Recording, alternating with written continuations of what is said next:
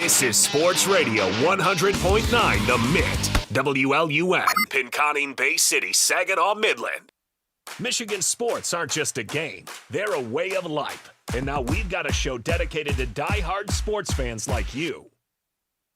Hosted by a guy who's borderline obsessed with the wins and losses of all your favorite teams. He's crazy. Every weekday morning from 9 to noon, Ben Bosscher brings you the talk that matters. The teams, the stories, and the players you care about most. This is the Ben Bosscher Show, built by Bresky Siding and Building Repair. Remember that.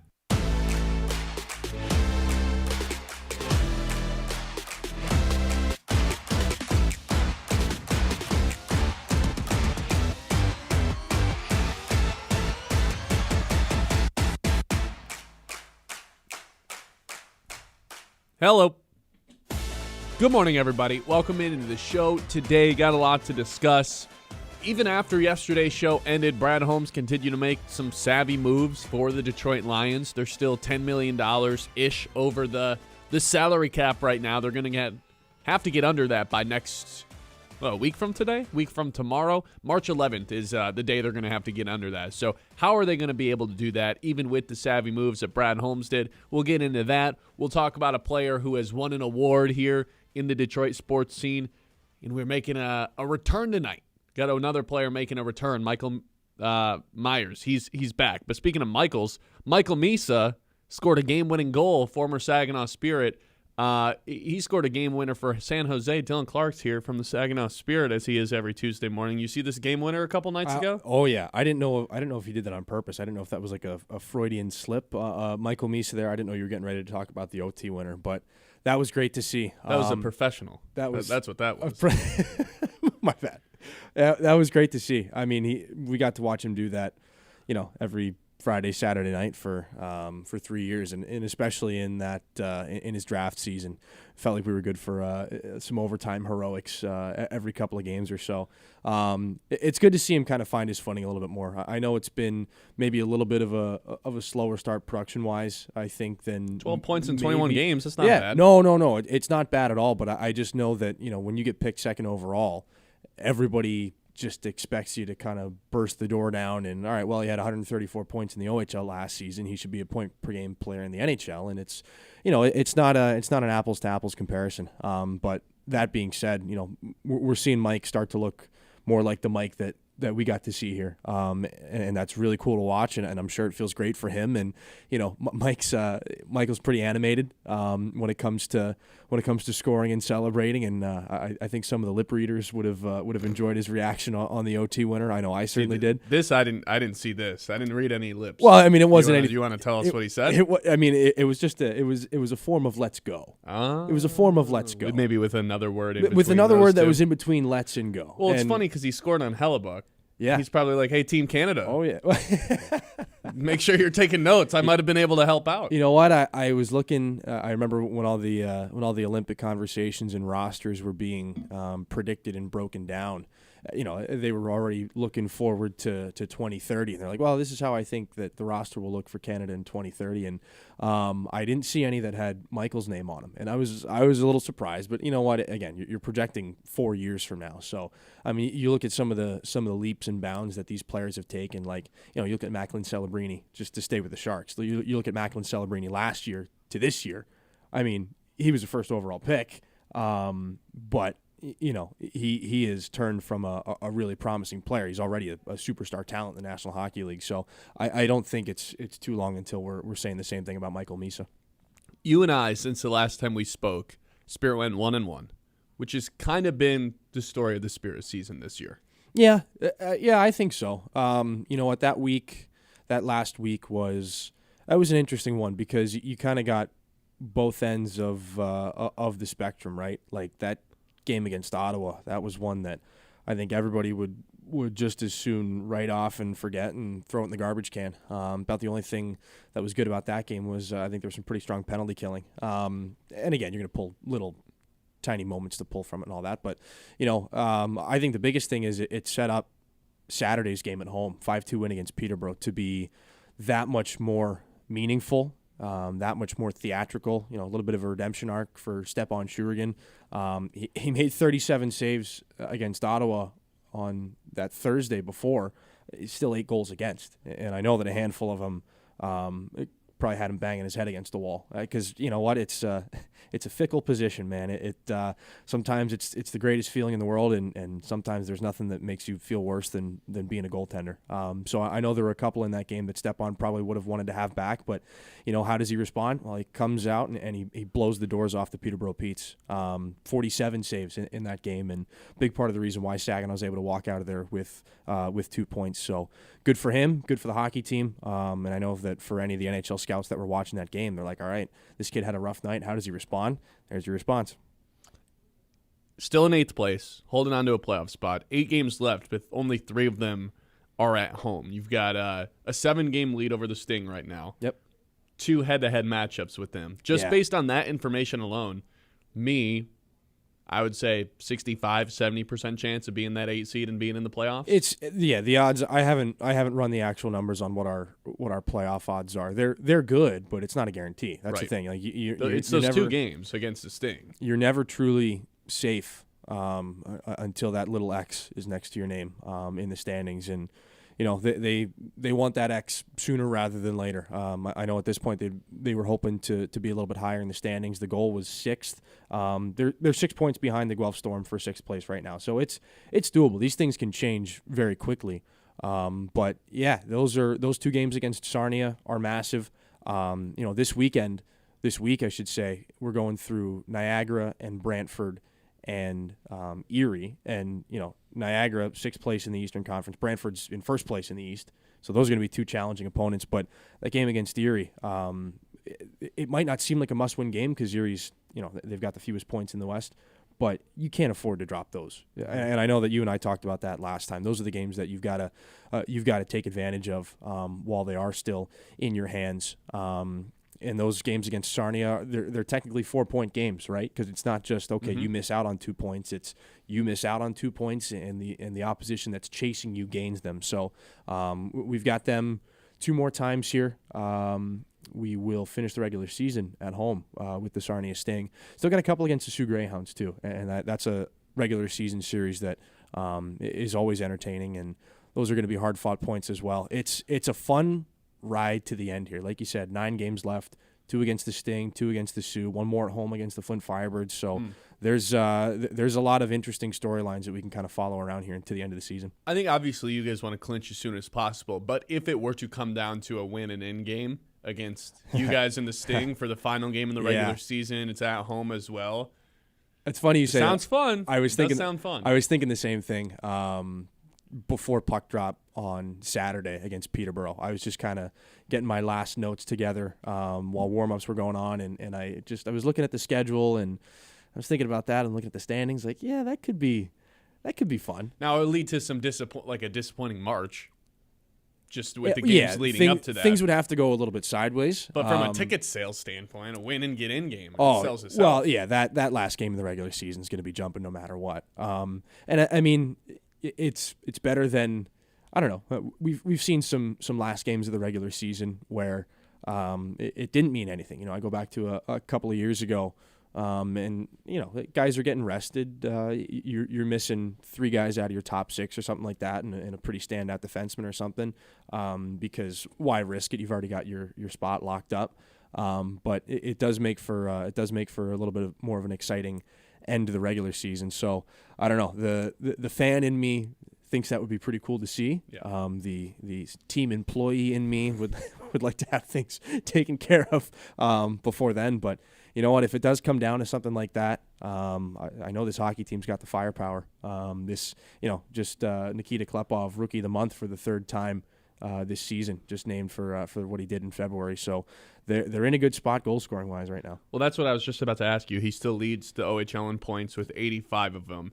Is that going to be enough to potentially win an MVP, or does that typically go to a player on a team with some more wins in that column? It's interesting. It depends on how the voting goes and all that. For Klepov, like, it's been the last time a rookie in the Ontario Hockey League, led the league in scoring in the regular season. It was a guy for the Sioux Greyhounds. His name is escaping me right now, but he had 134 points in 1974. So it's been a while since a rookie, a 16 or a 17-year-old, led the OHL in scoring in his first season. So it would be historic. I don't know how you don't hand the kid the Ems Family Award for the top first-year player.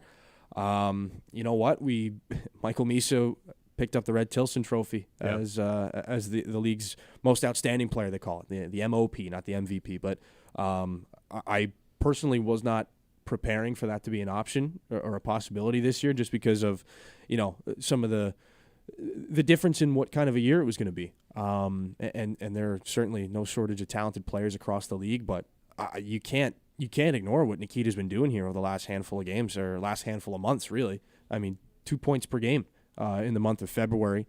He's the first player to have 3 rookies of the month in one season since 2019. Marco Rossi did it, and he went on to be a first-round draft pick of the Minnesota Wild. So it's such a unique season. It is, because, again, we're talking about, can we have a player that wins Rookie of the Year and maybe MVP and maybe leads the league in scoring, but also we're talking about we're into March and that 8th playoff spot isn't locked up yet. So it's really a unique place to be in.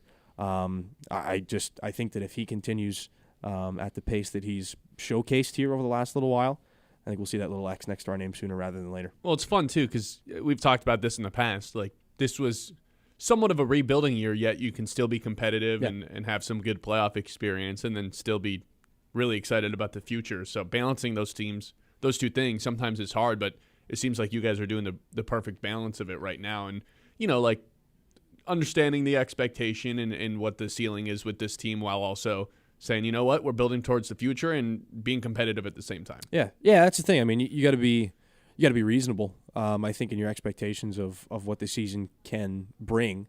You know what? I don't know if I don't know what is reasonable at this point, because again, we've seen a little bit of everything.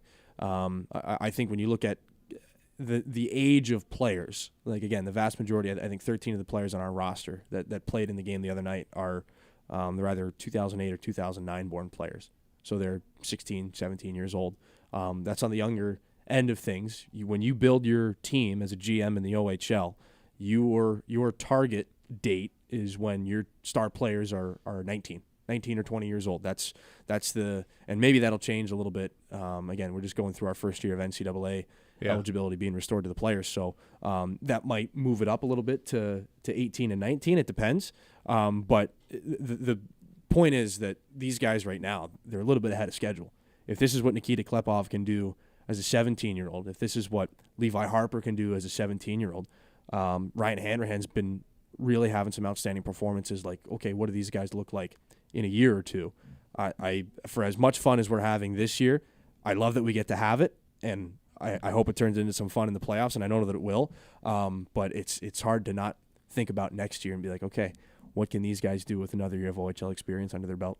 3 home games left. Saturday, March 14th against Flint, so that should be a fun one. You got Wednesday, March 18th against St. Marie. Am I saying that right? Sault Ste. Marie. Sioux Greyhounds, yep. Sault Ste. Marie. And then the final game of the regular season, Saturday, March 21st against the Sting for a potential win and in game. Hopefully they're clinched before then, but we'll see. It will be a great game regardless, because maybe by then I think what the best scenario would be is that the Spirit have already locked up maybe 7th or 6th at that point, and Sarnia in the standings is battling with somebody else for that 8th spot. So it's a competitive game. Yeah, it's a keep out game versus I don't know.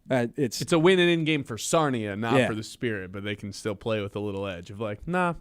Exactly. These guys. I mean, we had some battles with them this year. Like there's some nastiness there. I mean, it's a division rival, and we didn't see him at all until December the 30th. So now you're jamming 6 games into the second half of the schedule. So we'll go there one more time. They come to us one more time, and we'll see just how many dozens of penalty minutes there are. 3 chances left. Where can people get tickets? SaginawSpirit.com. I say 3. Hopefully more. 3 in the regular season. plus a handful in the postseason when it comes. There we go. Dillon Clark, voice of the Saginaw Spirit, here with us, as always, on Tuesday mornings. Got to talk Lions. Brad Holmes made some savvy moves. Got to talk Pistons. Some awards to hand out that got handed out yesterday, plus Beef Stew making his return. It's all coming up here on the Ben Bosscher Show, live on 100.9 The Mid, 9 o'clock hour.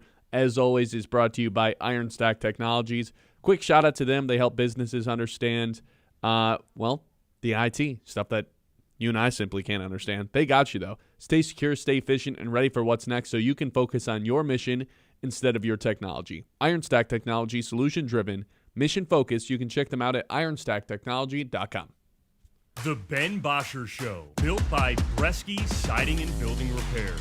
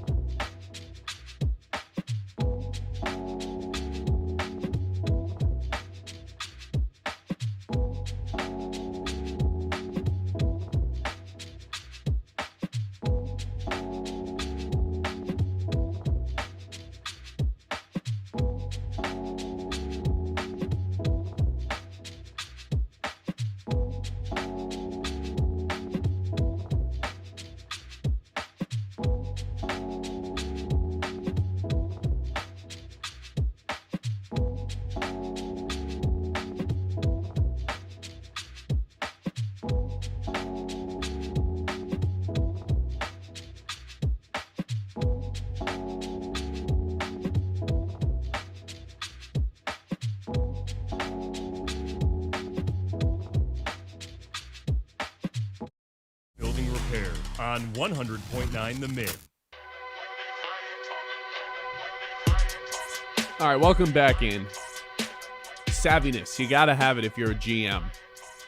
And I think I made my stance pretty clear on this yesterday. I wouldn't have been in a rush to trade David Montgomery. I thought, let's face it, the Lions are worse today than they were yesterday before they traded David Montgomery away. It's a worse roster. He was a nice piece. Now they got to have another spot to fill on this roster. Who's going to be that second running back, the second guy to Jahmyr Gibbs. No 1A, 1B situation. It's going to be even more so Jahmyr Gibbs backfield. But nonetheless, they got to find somebody else. I don't think it's going to be Sione Vaki or any of these other guys on the roster right now. So is it going to be in the draft or free agency? What's going to happen? They're a worse team. But when you consider what a lot of these other draft picks, what a lot of these other running backs got moved for, it's a lot of 7th-round picks, 6th-round picks. At best, I thought the Lions would get a 5th-round pick for someone like David Montgomery. So in my mind, just keep him. But they ended up getting a 4th-round pick, already better than I would have thought, a future 7th, which is mostly just a flyer, and Juice Scruggs, an interior offensive lineman, mostly a bust 2nd-round pick for the Texans 3 years ago. But at the very worst, someone to come compete in the interior offensive line spots. You get a little bit more depth there. So that's at the worst what you got in return. But even if it was just a 4th-round pick in general, that's a nice addition for the Detroit Lions team. And then later on in the day, they expectedly cut Graham Glasgow, save themselves $5.5 million. They free up a ton of cap space. Not a ton, but like a handsome amount between those two moves. Here's the problem, Kyle. They're still $10 million, $9 million over the salary cap of $301 million heading into this season. They've got 8 days to figure this thing out. Otherwise, they're going to start getting fines, all this other. They're going to have to get under that salary cap. And obviously, the easiest way to do that is to restructure Jared Goff's contract.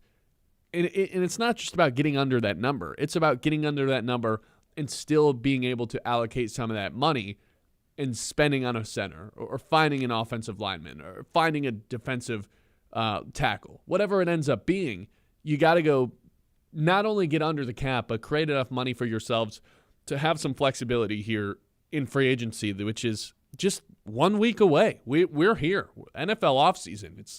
It's the offseason that it never quite reaches us because there's always stuff happening, whether it's the combine or free agency. We are coming up real quick on free agency. So I do expect this Jared Goff contract to come sooner rather than later because a lot of times Brad Holmes makes his move in bunches. Yesterday makes 2. Perhaps we get another one today. If not, it's got to be in the next week. Yeah, we're seeing a lot of these teams across the league make moves. So many teams yesterday were waiving these veteran guys just to try to get under that cap number as well. It's something you see every single offseason. But, yeah, I think that Goff restructuring of the contract is something that you're for sure just going to see in the next 24, 48, 72 hours. Yeah, like that is the move that is going to be made.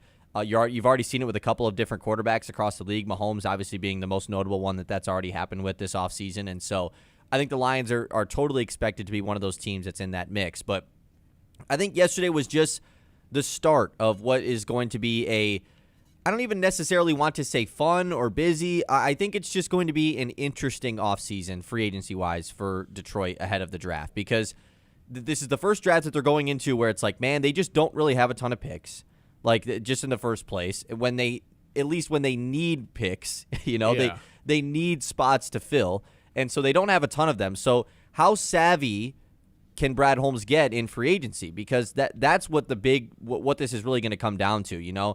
A lot of these rookies that have come in and impacted the Lions teams in the past was much different situations, and you can't expect more than 2 guys drafted in this year's draft to come in and be like, help us win a Super Bowl this year. It's going to come in free agency. And how are they going to create availability to bring in guys? That's what's going to be the most interesting part. So that's why this is just a very overall intriguing offseason. Yeah, I think I have 2 takeaways from yesterday. One being, I think we're at the point with Brad Holmes where, like, you got to take every move individually in a vacuum. I don't think he still has the benefit of the doubt of like, oh, let Brad Holmes cook. Like, I just don't hear that very much anymore. Not to say he's a bad GM, but I think for every individual set of moves, you got to kind of assess it individually now. Yesterday was an overall good day for Brad Holmes. Again, like, it sucks to see Montgomery go. The roster's worse, so if that's the reason you say, no, it's a bad trade, so be it. But the actual value that you got in return for David Montgomery was as good as you were possibly going to get. And then you free up the Graham Glasgow thing, which wasn't a very obvious move to make.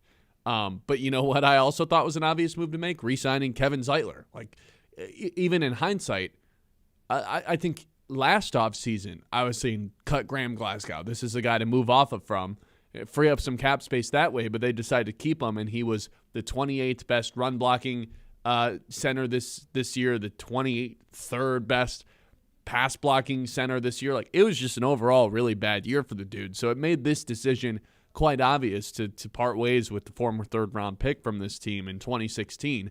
But nonetheless, like, yeah, Brad Holmes' savviness was on full display yesterday. My second takeaway, though, would be like, we're kind of starting to see a transition away from some important players that have helped the Lions win in the past, where this is a little bit uncharted territory for the Holmes and Campbell regime. Like, there's a chance Montgomery, Glasgow, and Anzalone, and who knows about Amik Robertson and some of these other guys, that you just kind of move off from, even though they've helped you contribute in a positive way. So now we're kind of moving on to the second. I don't even want to say second, because we've had like now 3-4 years of success where the team has looked a little bit different every year. But now you're starting to see roster overhaul for not necessarily the reasons you'd want, because you can't afford guys. You got to get savvy with the cap. Like, it's no longer let's add as many guys as we can. Now you got to start thinking about this stuff, and you're seeing this play out in front of our eyes of the Lions transitioning to not a new era, but this is still uncharted territory for this team. You know what I'm saying? I think it is a new era because you look at those core of guys, the Glasgows, Montgomerys, Anzalone. Those were the guys that helped build the Lions back, and not even back, just to something new. I mean, the Lions had been bad for so long, and there was a group of guys, and there still is a lot of, like Jared Goff is in that group. So, like, obviously there's going to be some guys that are bridging eras here. But, like, yeah, a lot of those guys that helped bring the Lions up, you're going to start to see weasel out. And now they've already not fallen back down, but, I mean, they had an off year last year. They missed the playoffs. Like, now they have to try to get back to that point. So who's going to be a part of the next regime to get the Lions back into the playoffs and hopefully back to a team where we feel comfortable saying, yeah, they could go on a Super Bowl run this year. Like, I think it is two separate eras. The blue chip guys are all the same, but the role player almost seems like a knock on the guy, but I don't know, it's not meant to be.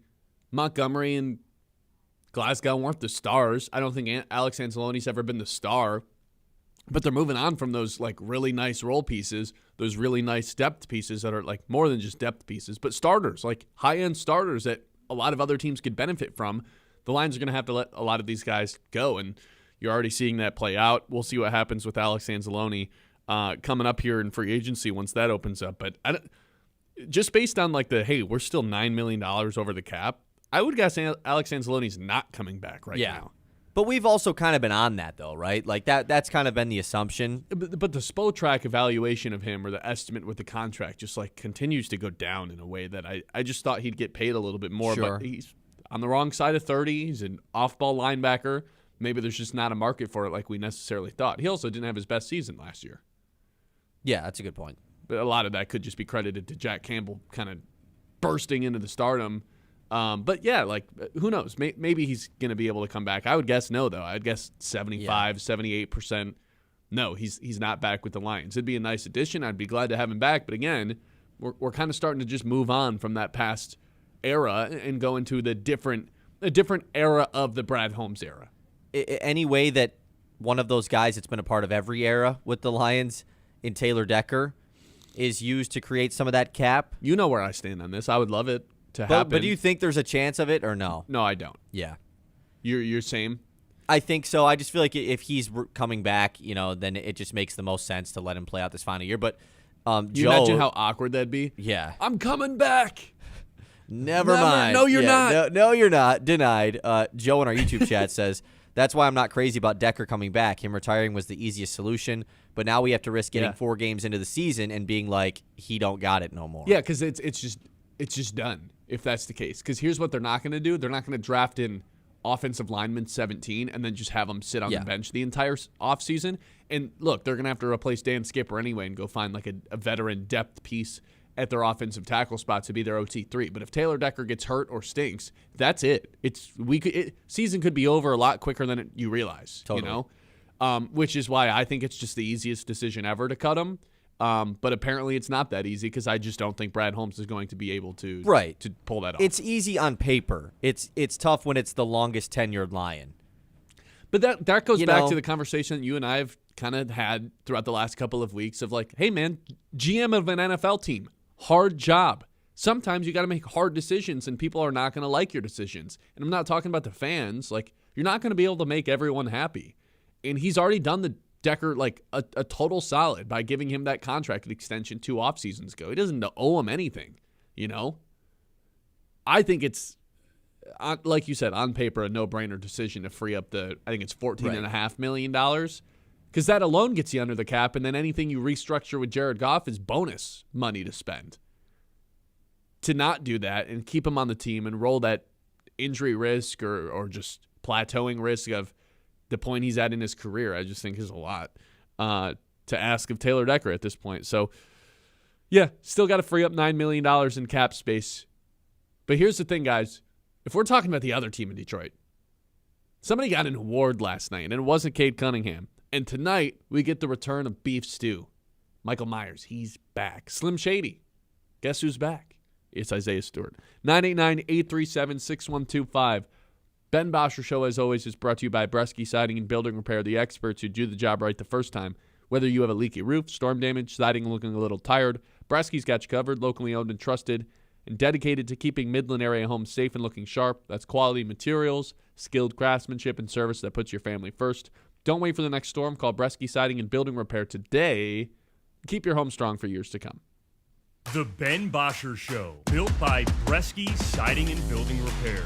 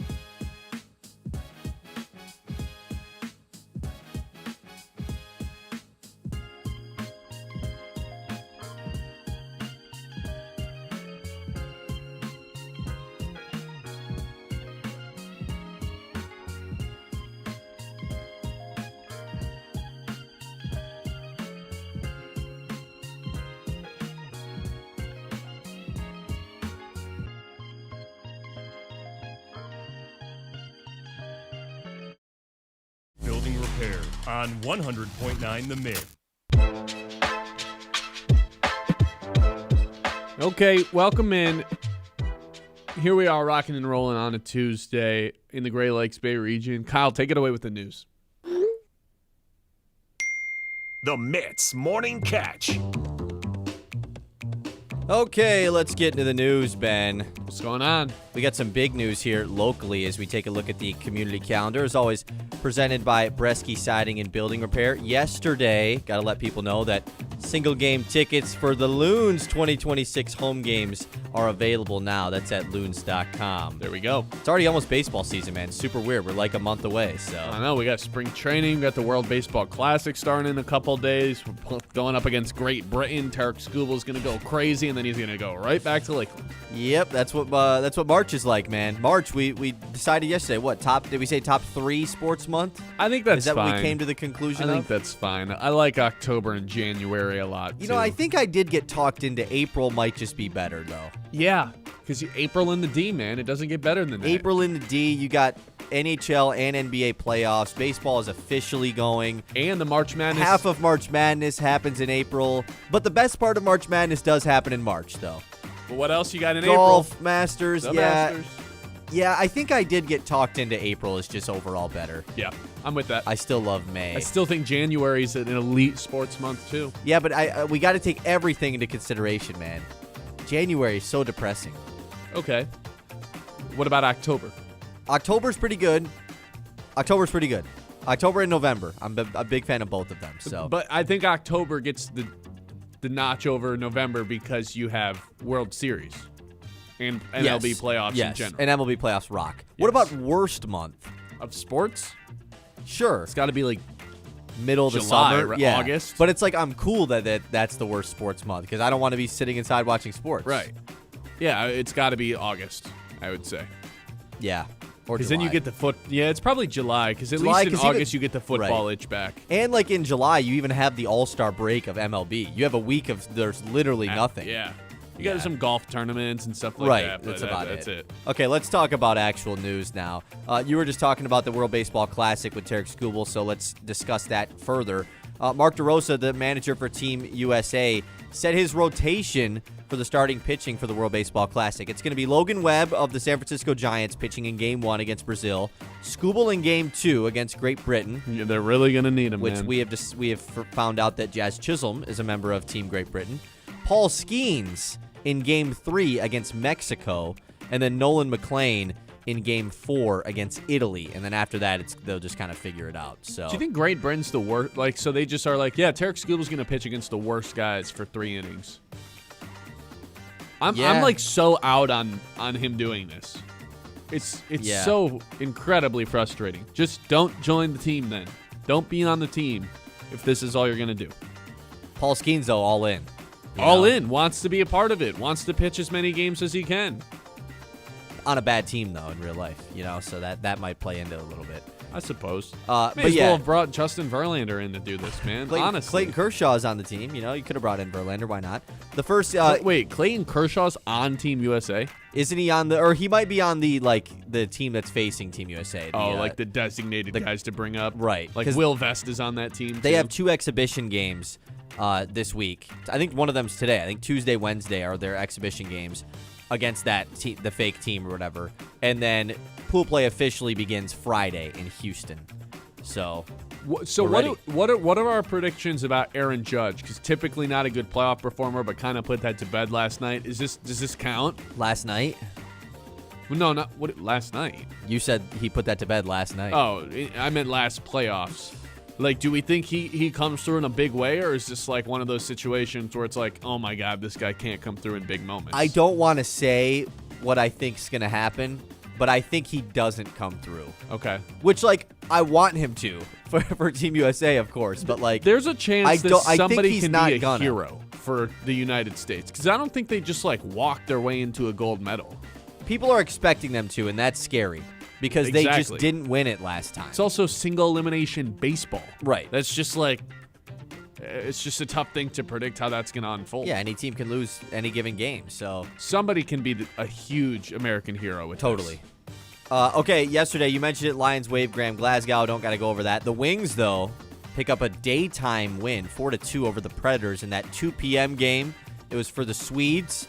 You had some Swedish players on both sides, but nice win for the Wings. Big win. At 2 p.m. Kind of weird.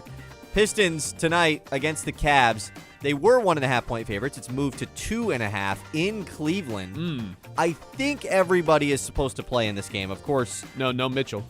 Oh, Mitchell's not playing? He's Yeah. for sure out? Okay, so, yeah, obviously the game against the Cavs last Friday. Am I crazy or does he never play against the Pistons? Ever? I mean, he didn't play in that game last time. He Harden missed didn't twice play. last year as well, I'm pretty sure.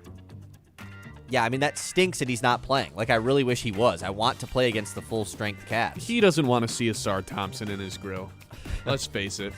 Who's just been on a heater the last couple of games. Yeah, he Not has. from a scoring standpoint, but like one of those guys who's just like, oh, he got 12 and 5 and 5 and 2 steals and 2 blocks. Just filling it up. Right, exactly. And obviously he's not going to be guarding. He probably get the Harden matchup tonight, which is fun.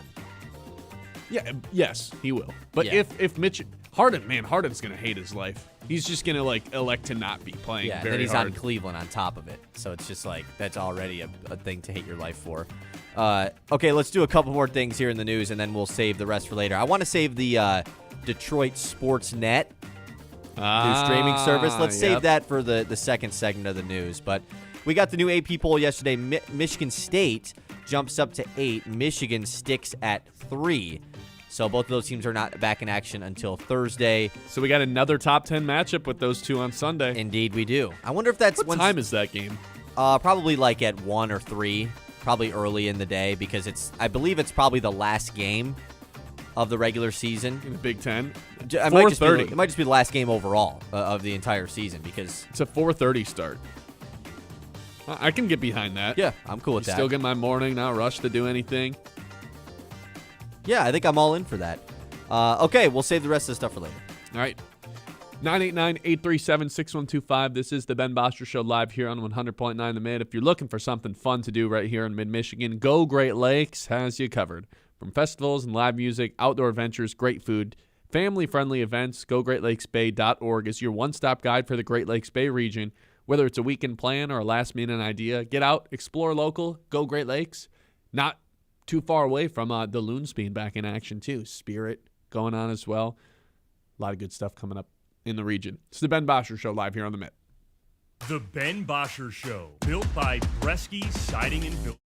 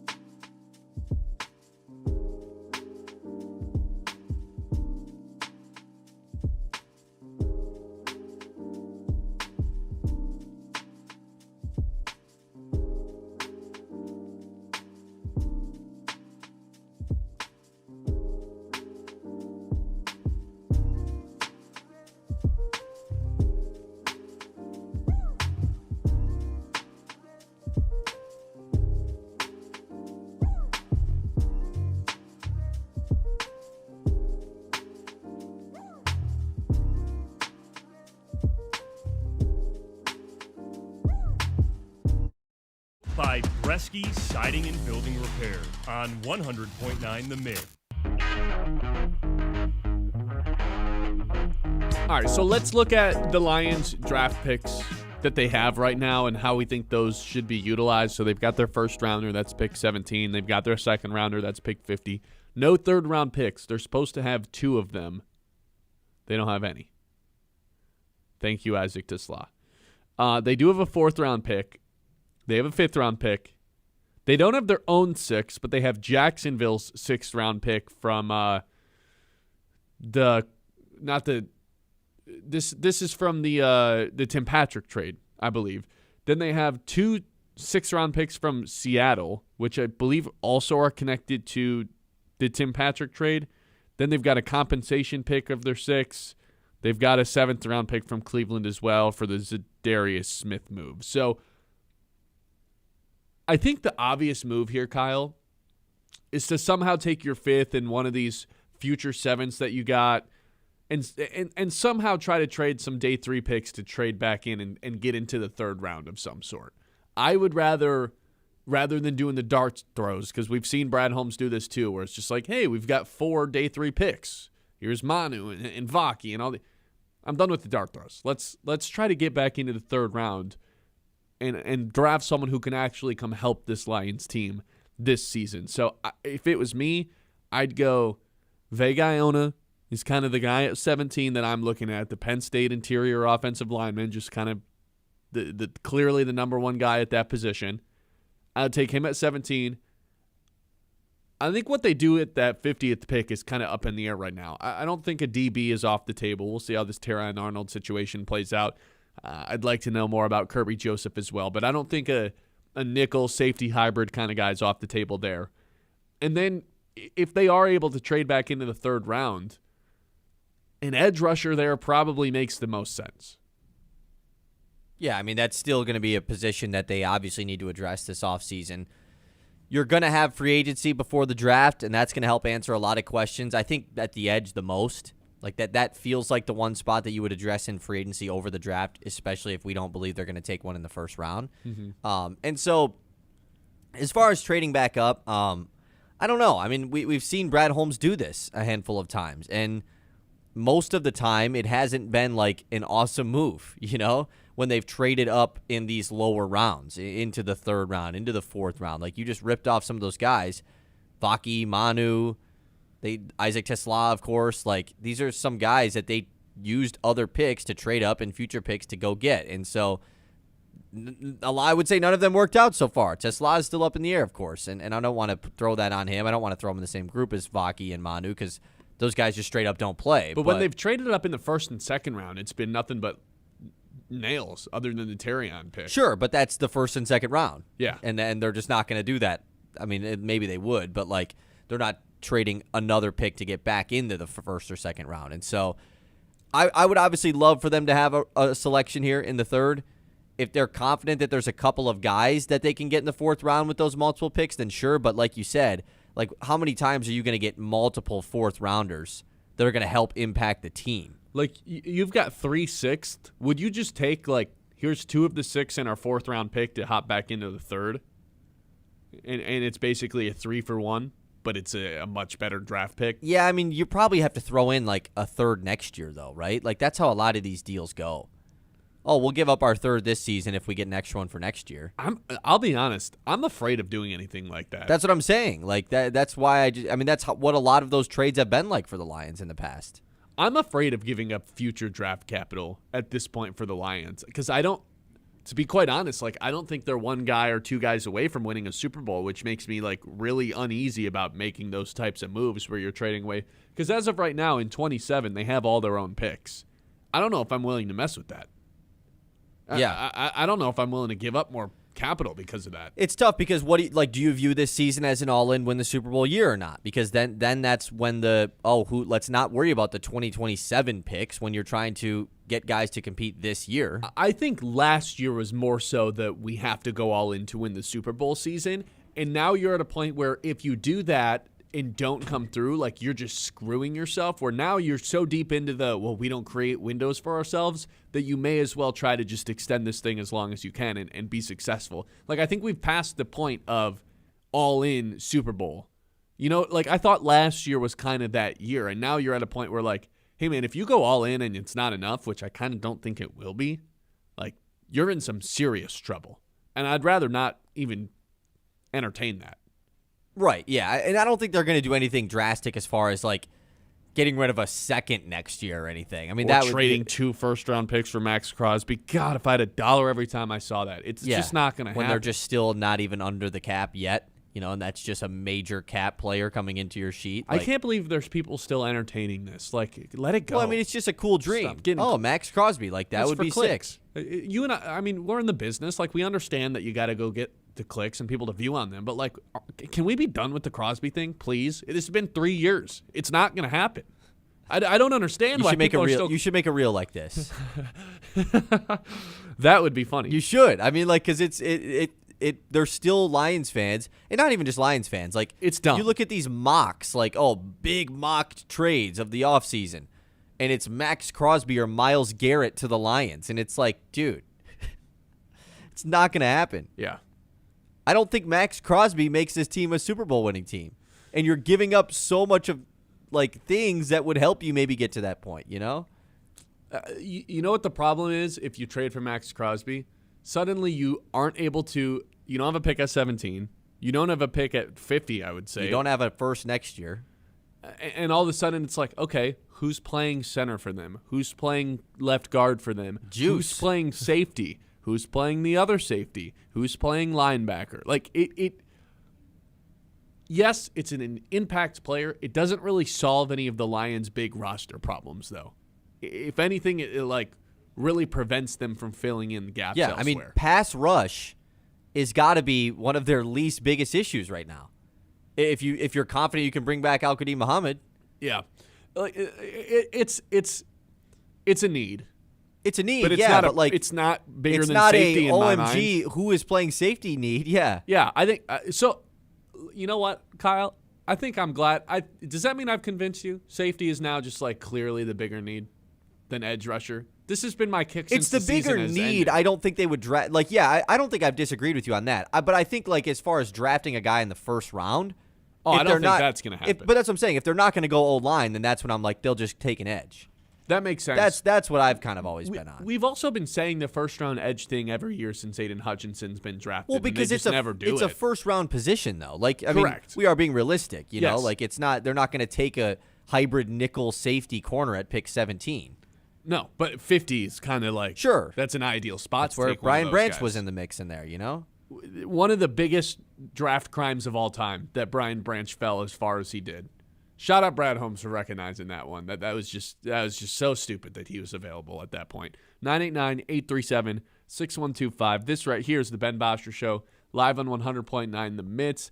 Let me tell you guys something. We're going to be right back with this 10 o'clock hour. And we've got a team down in Detroit right now where one player got an award last night. We got another player coming back for the first time in about almost 3 weeks. I'll tell you who all those players are when we come back. The Ben Bosscher Show, built by Bresky Siding and Building Repair on 100.9.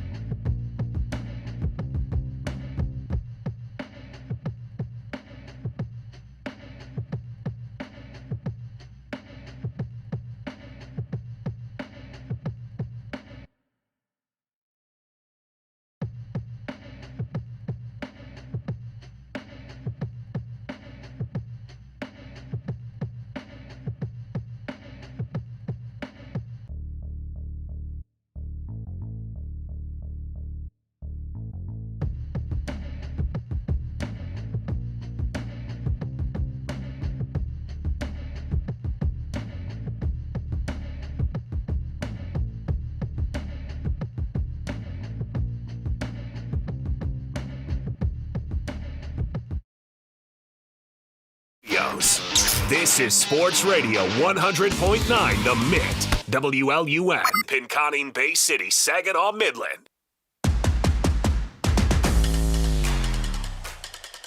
All right, welcome back in, everybody. This is the Ben Bosscher Show. We're live on 100.9 The Mid, live on YouTube, live on Facebook. We got our Mid message line going.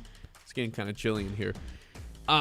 Let's start with the award. Eastern Conference Player of the Week, none other than our main man, Jalen Duren, who over the course of 4 games, averaging 28.3 points per game, 1 steal, 1 block, 2 assists, and 14.5 rebounds.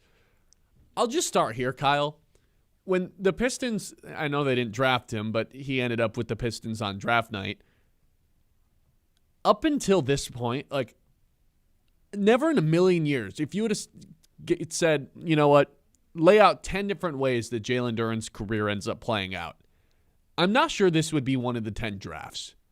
The games where he scores 30 points, which he's done a couple of times here, it's part of the reason he won Eastern Conference Player of the Week. It is such a dominant 30 points because it's not like he's shooting threes or crossing guys up or bringing the ball up. It is just field goal after field goal after field goal at the rim. Over and over again, rinse and repeat, domination, physicality, a bully. I didn't see this coming in 100 years, especially with his ability to, from the free throw line, just kind of put his shoulder down, put his head down, and drive to the rim and kind of finish with a little bit of finesse in addition to the power that he has where he just goes up and dunks it over a dude. I knew he was strong. I knew he was big.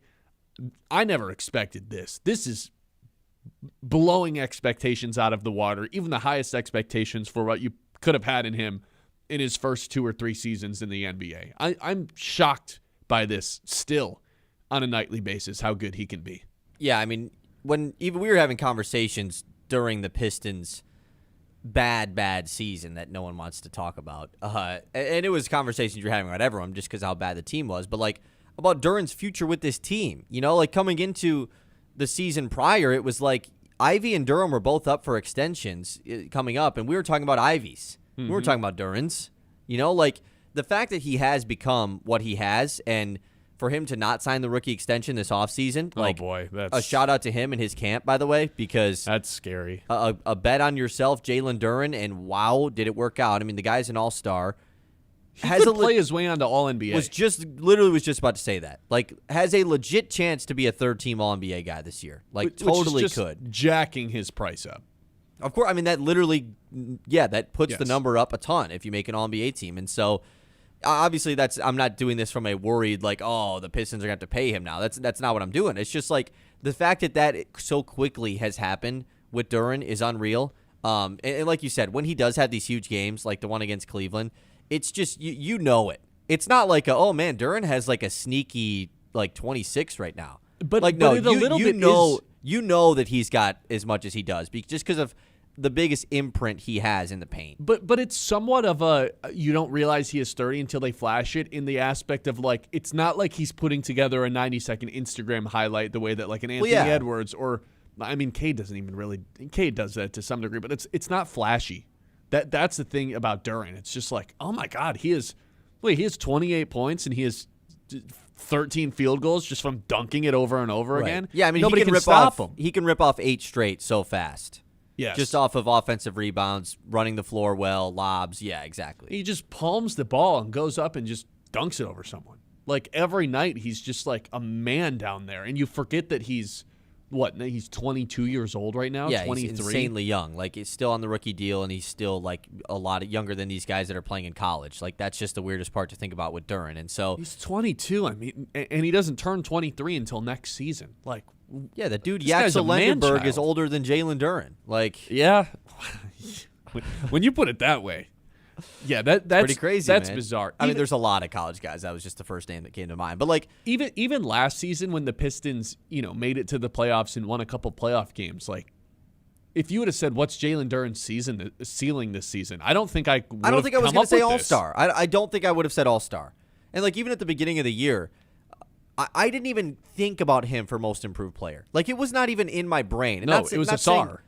Right, exactly. He was in the leaderboard for it. Not saying that I would have like he's going to win the award. I don't think he's going to, but still, the fact that he's like in consideration, made the All-Star leap this year, could potentially be an All-NBA player this season. Like none of that was expected. And a lot of that has to do with Cade, but a lot of it is just like Duren has expanded his game from more than just I catch lobs and get rebounds. Like he brings the ball up the floor.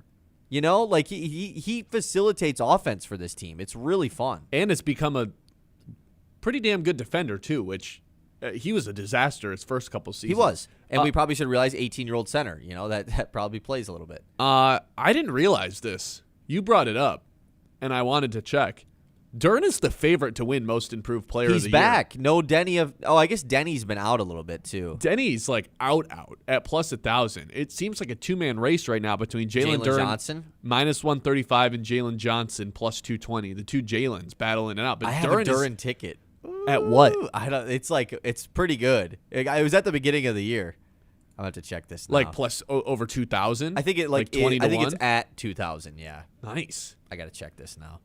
Wow. This 4-game stretch that he's on, and I'm not even including the Orlando game yesterday because that didn't count for his week where he won Player of the Year, but he comes back from suspension and just with vengeance racking up like all sorts of rebound numbers, all sorts of minutes, points. The only thing that's taken a toll that's fallen off since the beginning of the season is his free throw percentage because even over this 4-game stretch, it's under 70. And now for the year, Jalen Duren is shooting 73% from the line. Because remember, at the first chunk of the year, he was like 80, 81%. So and that's he gets the line a ton, off. too. Like, yeah. It's pretty high volume. Like, I mean, I think it's fine, though. Like, if he's in the 70s. Want it to be a little higher. If he's in the 70s as a big, like, I'm certainly not going to complain when I've watched Andre Drummond shoot free throws for a long period of my life. It does blow my mind still when he's like 15 feet out and just decides to like dribble between the legs once and then he's like, oh, I'm open, and just shoots it.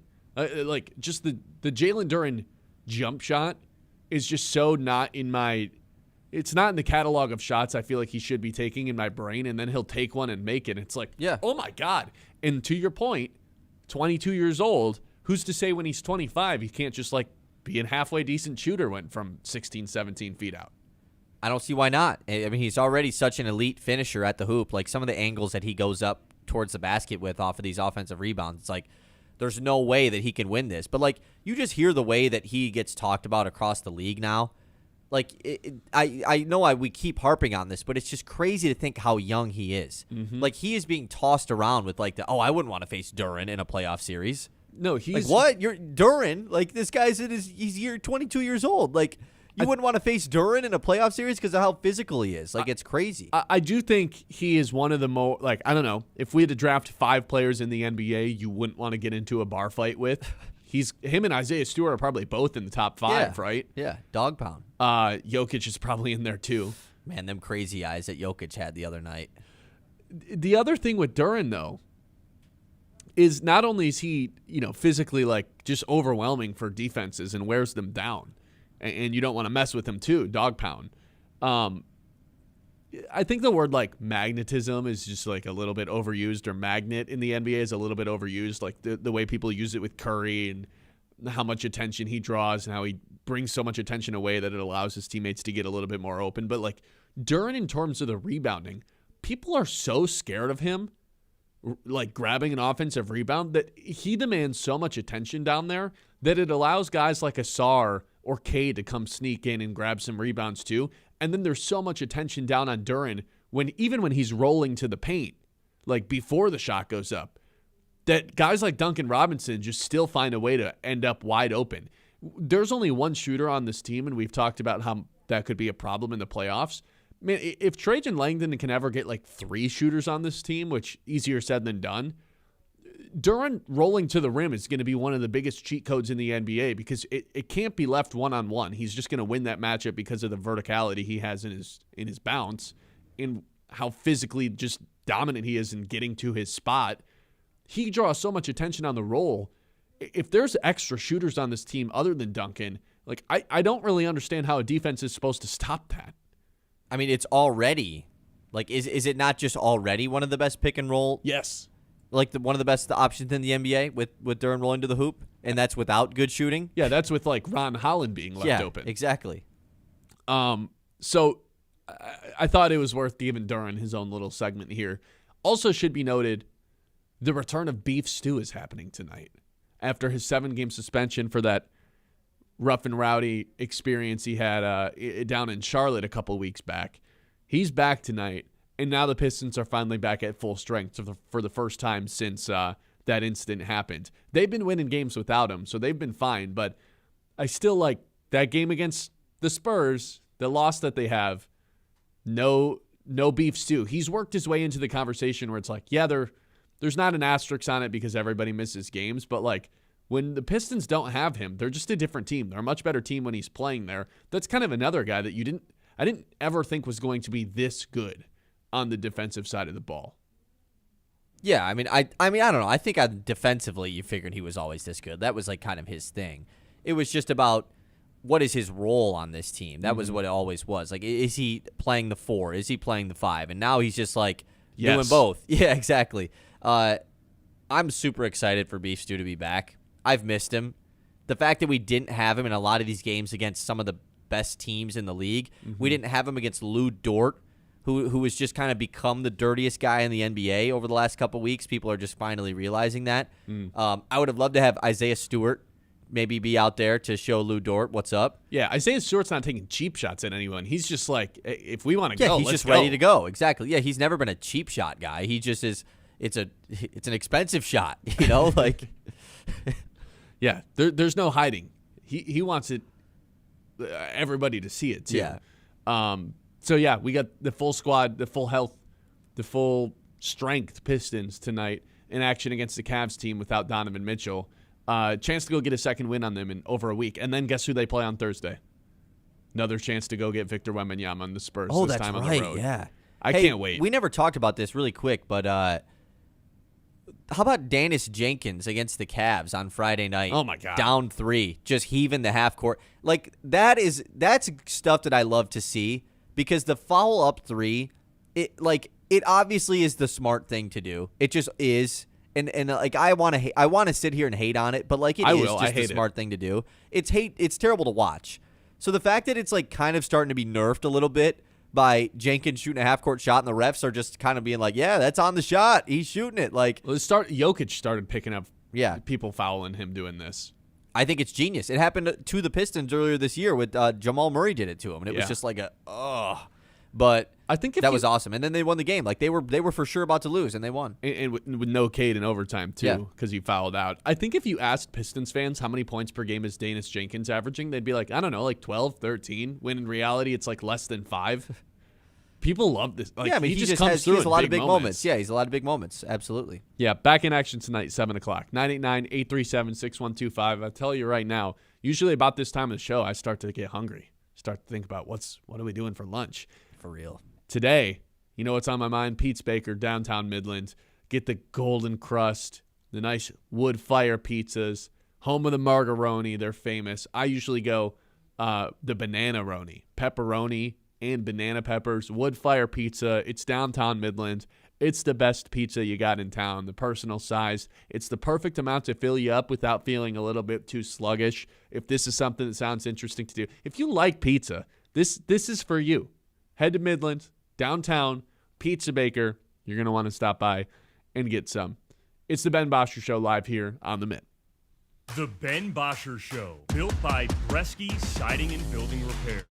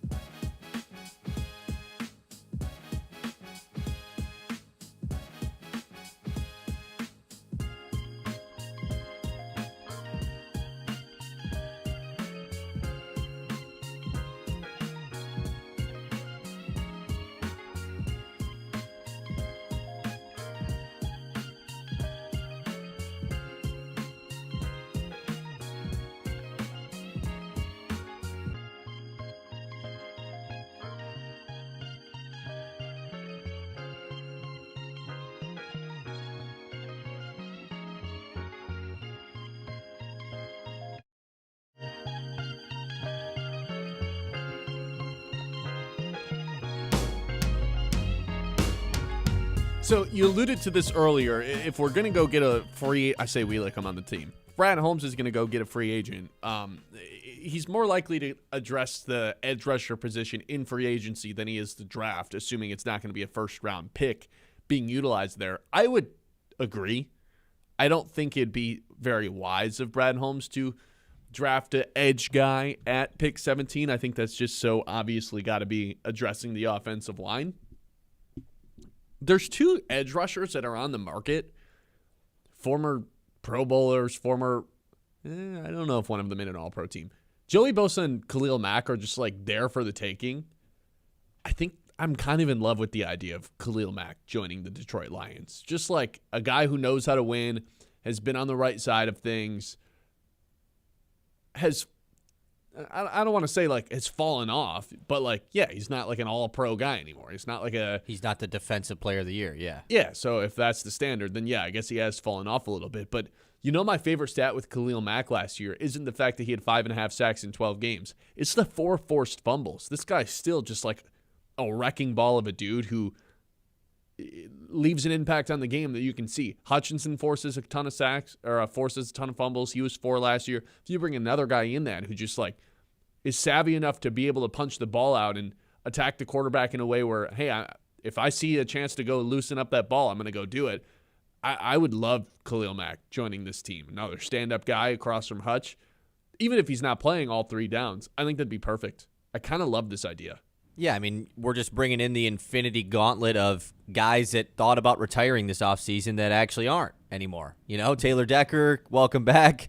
Khalil Mack announces yesterday, I'm actually not going to retire, even though it sounded like I was going to. That guy sounds like the perfect type of person to play under Dan Campbell in his last, I need a little bit of a resurgence. I'm kind of bored with the foot. Oh, Dan Campbell's my coach now? I'm all in. Like, you're getting the best version of me, even at this age. Harbaugh kind of fit that as well, too. Yeah, you're right. You know, so, I mean, it kind of made sense, why he stuck around. Because there was rumors he was going to leave the Chargers, 2 years ago. And then, obviously, he ended up coming back. And so, I like Mack more than I like Bosa. Me too. I'm with you there. Bosa, obviously, much younger. I think he's only 30. Khalil Mack is 35. Yeah, but Bosa's like 30 going on 37. Like, here's a question for you. Bosa played in every game. Okay, never mind. He played in 15 games last year. But prior to that, he played 9, 5, 5. Then he played 16 with the Chargers, 12, 16, 7. Like, he just has been injured a ton. Yeah, that's been his whole career. For him to go back-to-back seasons of playing 15-plus games just feels pretty unrealistic. Was a solid guy for Buffalo last year. And, that signing, it was a risky one to do. It worked out for them because he played a lot of games and started in all of them. And so Khalil Mack, I think, is a safer option, but is older. So, where do you balance that, I don't have that many. I think there's some, rare guys where they could just kind of play forever, and it's just a matter of when they decide to hang it up. I think Aaron Donald was kind of like this. Yeah, he could still probably be the best interior retired guy. At, 30, yeah. Yeah, Mack is different because he's a little bit older, but, again, 5.5 sacks, 4 forced fumbles, I don't think that guy would ever he'd have to play for so long to actually not be able to help a team right in a positive way. I think there's these certain guys, usually the guys that are destined to go to the Hall of Fame one day, that just can kind of find a way to be impactful forever in their careers as long as they want to. And I feel like Mack fits into that description perfectly. And even if you brought him in to not be a 3-down guy, just to be hey, 2nd and 10, you're coming in, 3rd and 10, you're coming in, but first downs, who knows? We'll see. I still think he'd be incredibly impactful, especially because he'd be going up against the other team's second best tackle most of the time, with Hutchinson getting the majority of the reps going against the other team's best tackle. You know what I mean? Yeah. All the attention, the double teams are going towards Hutch. The chip blocks are going towards Hutch. And it just leaves Mack to have a ton of one-on-ones. I still think he wins most of those against most tackles in the league. I used to always really Khalil Mack was one of those guys I hated. He's a monster. He was a monster, and then when the Bears traded for him, 1, I was scared, but then 2, it turned into scared is crazy. But then 2, it turned into a OMG. The Bears gave up 2 first-round picks for Khalil Mack, and they're not even considered as a Super Bowl contender. So then it turned into I'm rooting for him to not be good on the Bears, because I want this to be like a move that the Bears regret doing. And they it probably do. was. Yeah. Because he was only there for 4 seasons, and he was really good in that first year, but never really was like the true Raiders version of Khalil Mack, the Defensive Player of the Year version. And so, and I used to always have this weird thing where I didn't like the guys in the Mac when I was a kid. Okay. This is just really weird. But no, this is super weird. Yeah. So anyways, yeah. Why? What was the reasoning behind that? I was out on any Mac guys that weren't at CMU. Because it was just like why? Like, I don't want to root for these guys. Super in on Antonio Brown. At the time, time, you can admit it. We all were. At the time, of course I was. Yes, I think most people were at the time. Yeah, that makes sense. I suppose. So, what were your TJ or JJ Watt thoughts? I mean, JJ Watt was cool. No, did you claim him? No, I mean, obviously, no one can. You can't claim JJ Watt as a CMU guy. But like, what? He was a tight end when he was there. Yeah, but it was like, he was cool. Like, he was, he played for the team. That's sweet and everything. But mainly it was the Bears thing. It was just like the fact that the Bears went and made a huge move for him, and it just didn't really work out for them. Respected the move, and I'm getting flashbacks of that with this Max Crosby stuff. Obviously, Raiders, Bears, that of course makes a ton of sense there. But yeah, I would throw all of that past hatred of Khalil Mack to the side to see him in the Honolulu Blue. I think that costs like here's $10 million to come play for us this year. Yeah, I think that's what Bosscher got a year ago. I think he got the 1 year $10 million. I think it's going to be similar to that. Yeah, I think that'd be sometimes, Brad Holmes has always talked about winning the headlines versus actually winning the offseason. There's a difference. I think this might be an example of no, sometimes you can just win both in the same move. And this would be an example of that. It would be a flashy headline, not very typical of the Lions to do something like that. But also, you need an edge rusher? Huh. Here's a former Defensive Player of the Year with some juice left in the tank. You don't think that you're going to be able to get a majorly impact guy in the first 2 rounds of the draft because you want to use those spots on other picks, and you don't have a 3rd round pick? So what, your 4th round pick is going to be edge? You might as well just go sign one. Obviously, Al-Qadim Muhammad's free agency status plays into this. I think I would probably just rather have Mack on a 1 year deal than give a multi-year contract to Muhammad. As fun as he was, and that's really nothing against him. Ryan in the YouTube chat says I would take Khalil Mack at 40 over Marcus Davenport now. Yeah. You said Mack was 35? Yeah, he's 35. Yeah, I think I probably would too, because at least Khalil Mack still plays. Yeah, man, I think that's one of the ones, if in a week and a half where free agency's open and we find out Mack's coming to the Lions, there's no other reaction besides that. That's awesome. Let's go. I don't really think I'd care what the number is or if you could overpay him. That's just one of those ones where it's we're in. Let's go do this thing. Finally, Brad Holmes is caring about that position in a really unique way where it's not like you're committing to someone long term and locking someone up financially in something that could end up being a bad move. He waited, and this would be the perfect time to be you know what? Screw it. Let's go get someone with some pedigree and go win a headline, and hopefully it translates to the field as well. It would be a move that everyone would be oh, that's cool. Yeah. I don't think anyone would see that and be what are we doing? It's when there's the Tigers, no zag. When the Tigers brought back Verlander. I was obviously thinking the same thing. It's different because there's the attachment there, but still, everyone's going to see the move and be oh, yeah, Khalil Mack, that's sweet. It's a guy that last year was one of 2 seasons in his career where he missed any time.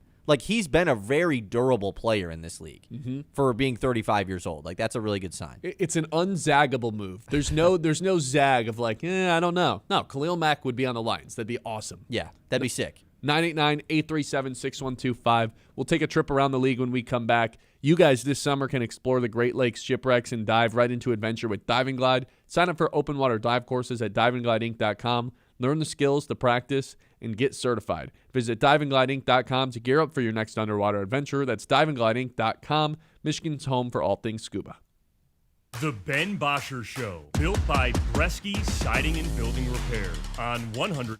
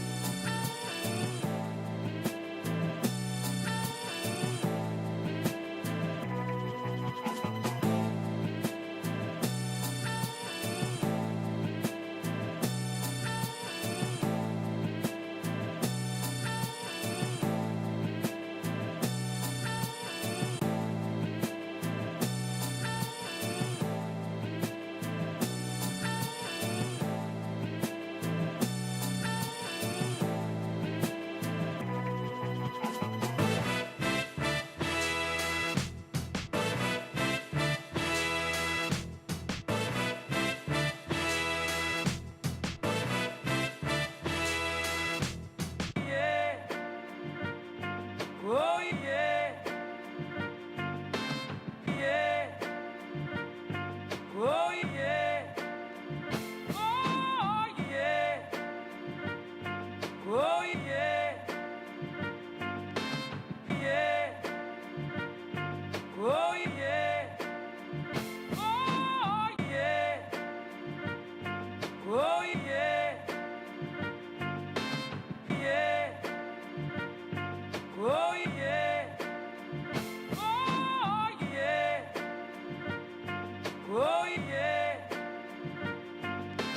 Yeah. Oh yeah. Oh yeah.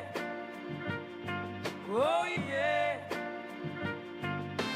Yeah. Oh yeah. Oh yeah.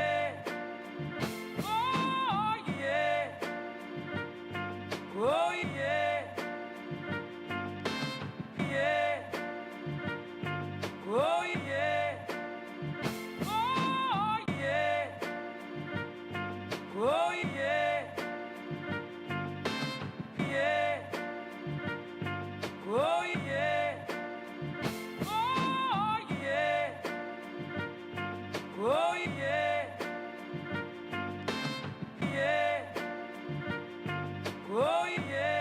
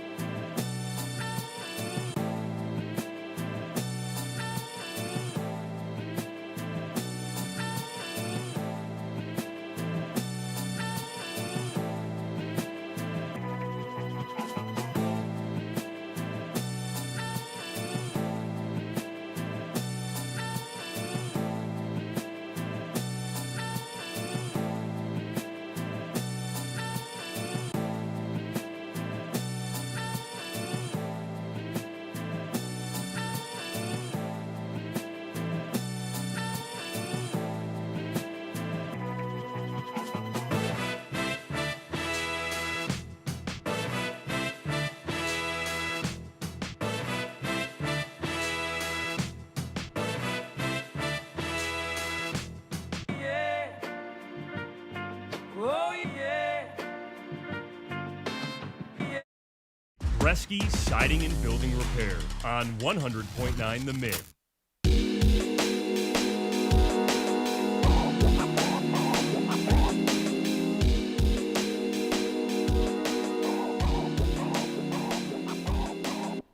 Oh, I got something fun planned for us right now.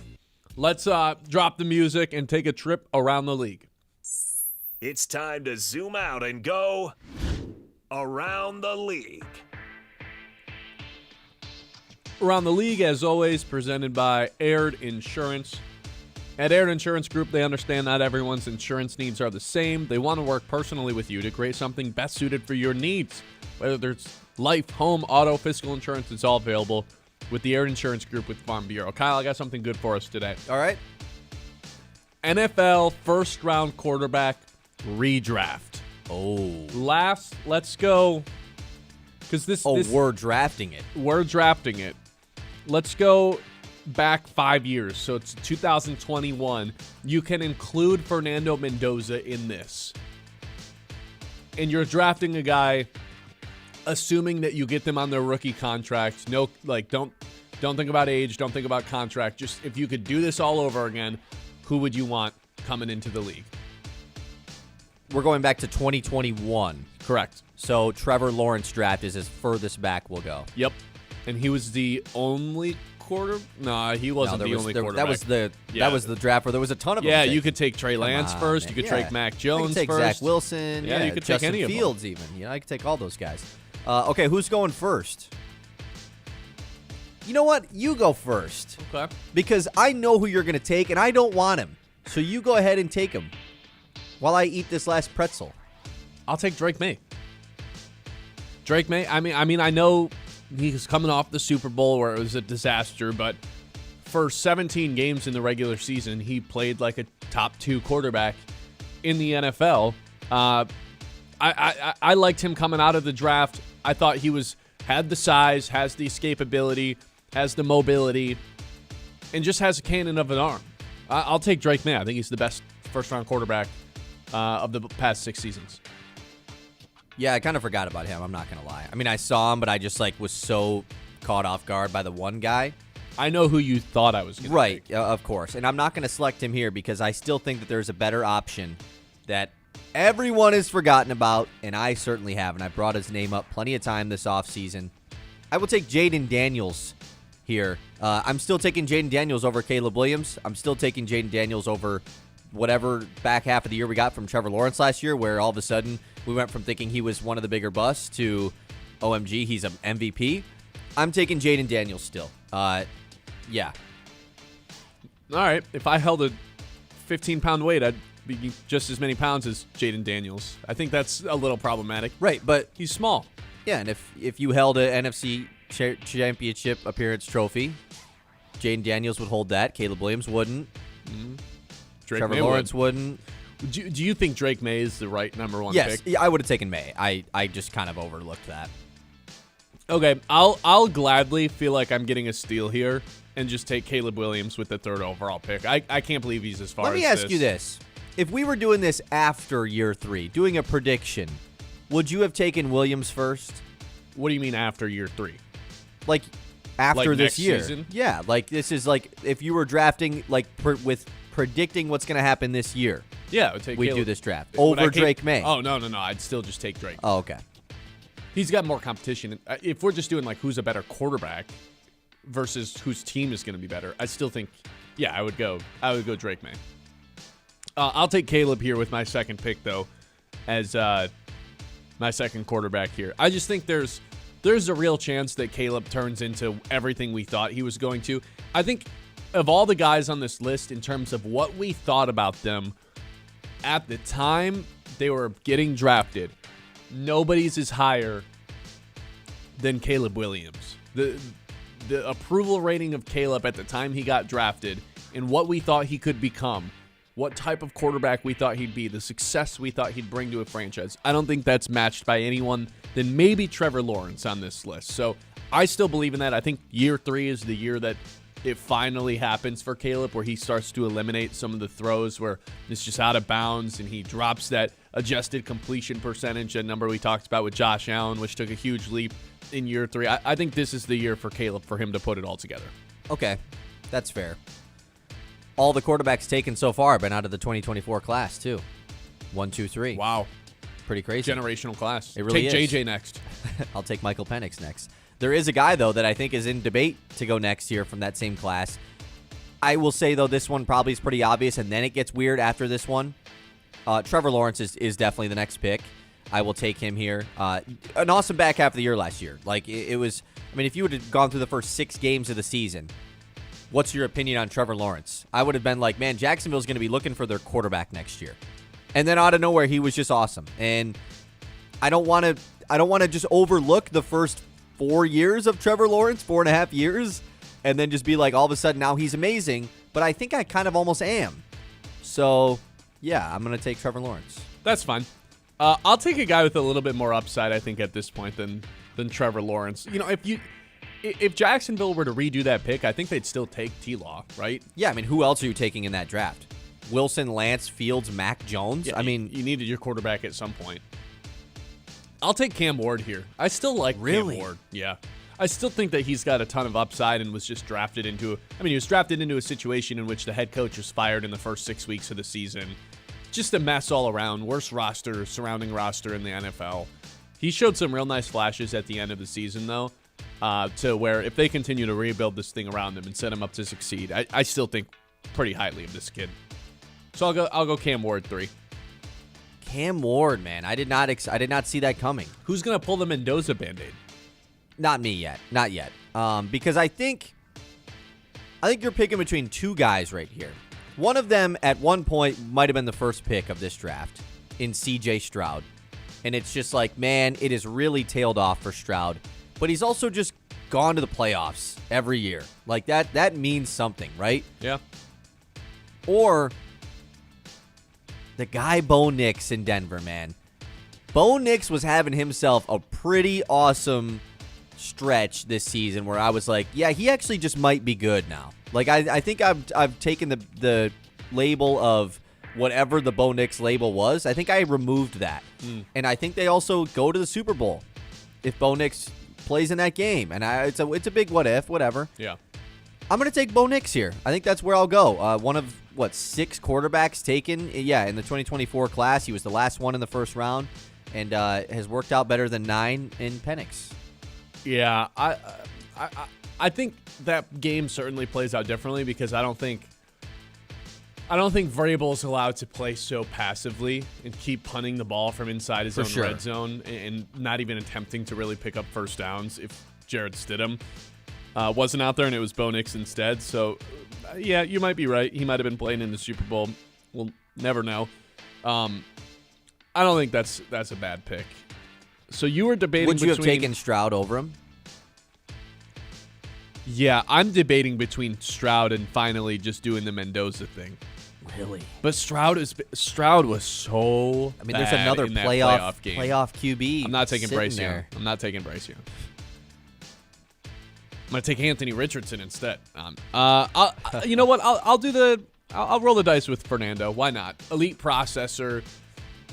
Has some of the physicality tools that you'd want, not some like super athlete though. I just think he's very mature for his age and has that competitive psycho gene to where you know what you won't have to worry about him going on the podcast and listing himself as a top 5 quarterback after his rookie season like C.J. Stroud did.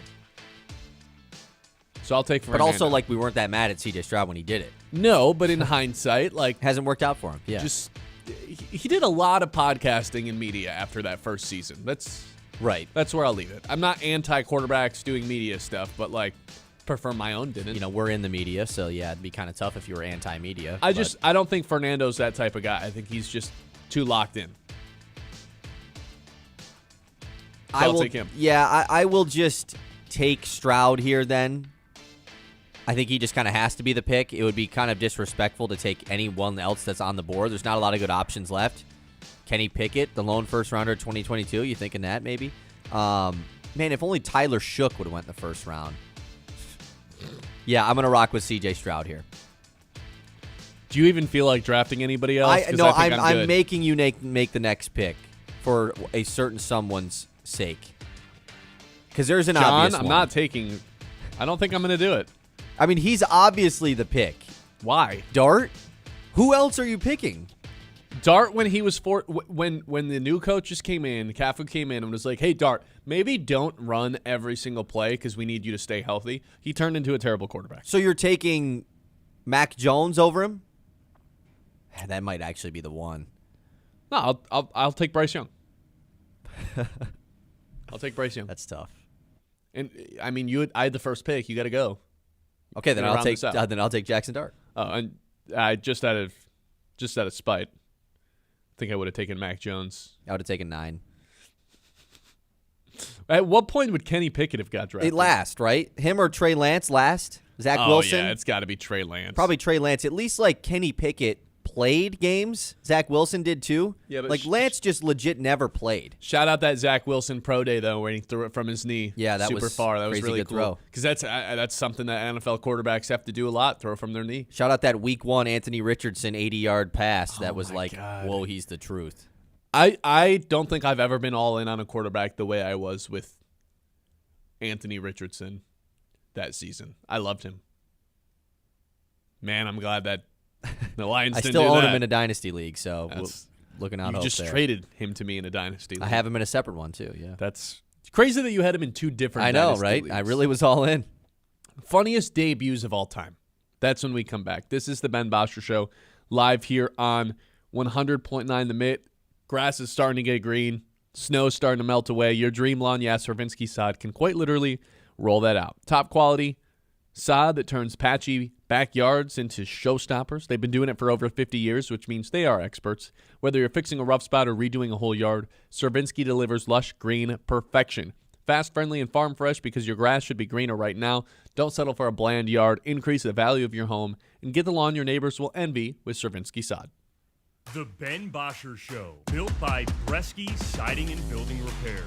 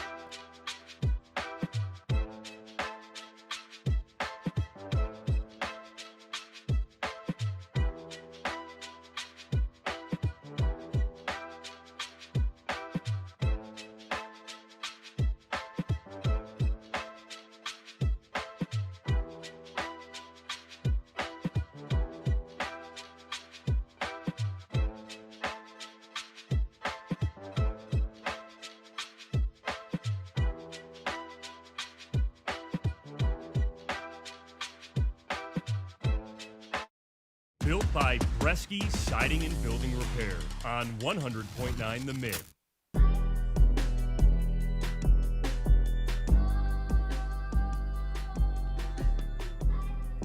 Welcome back in. So yesterday, this is kind of a little. This isn't necessarily local. I just thought it was funny, so I wanted to bring it up. Yesterday, Trae Young was making his Wizards debut, coming off the bench. They traded for him way back when, and then he just wasn't healthy. And then before he could even check into the game, he gets tossed, ejected. So Wizards debut: 0 minutes, 0 points, 0 rebounds, 0 assists, 0 steals, 0 blocks, 1 ejection. That's funny to me. That's really funny. So I started to think about, like, what are the funniest debuts ever? And the one that's, like, semi-Detroit sports related that I'll always remember is the Sam Darnold first throw of his NFL career, Monday Night Football, throws a pick six against the Lions. That's, to me, like, the greatest debut of all time in terms of funniness. But the Trae Young debut last night, that was pretty funny. Well, Trae Young wasn't, like, actually debuting last night. He was still in street clothes. What? I thought he was supposed to play, and that's no, why it was playing funny. Their next game. This was, like, his last game leading up to them playing. This he was defeats like, the whole purpose. He was, of like, this still in a entire hoodie. segment, then. Yeah, he was, like, still in a whole hoodie and everything. I thought yeah. it was his warm-up. No. He was about to shed that. Nah, he just got tossed off the bench.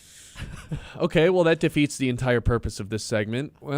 But, like, it was funny, though, yeah. It was funny.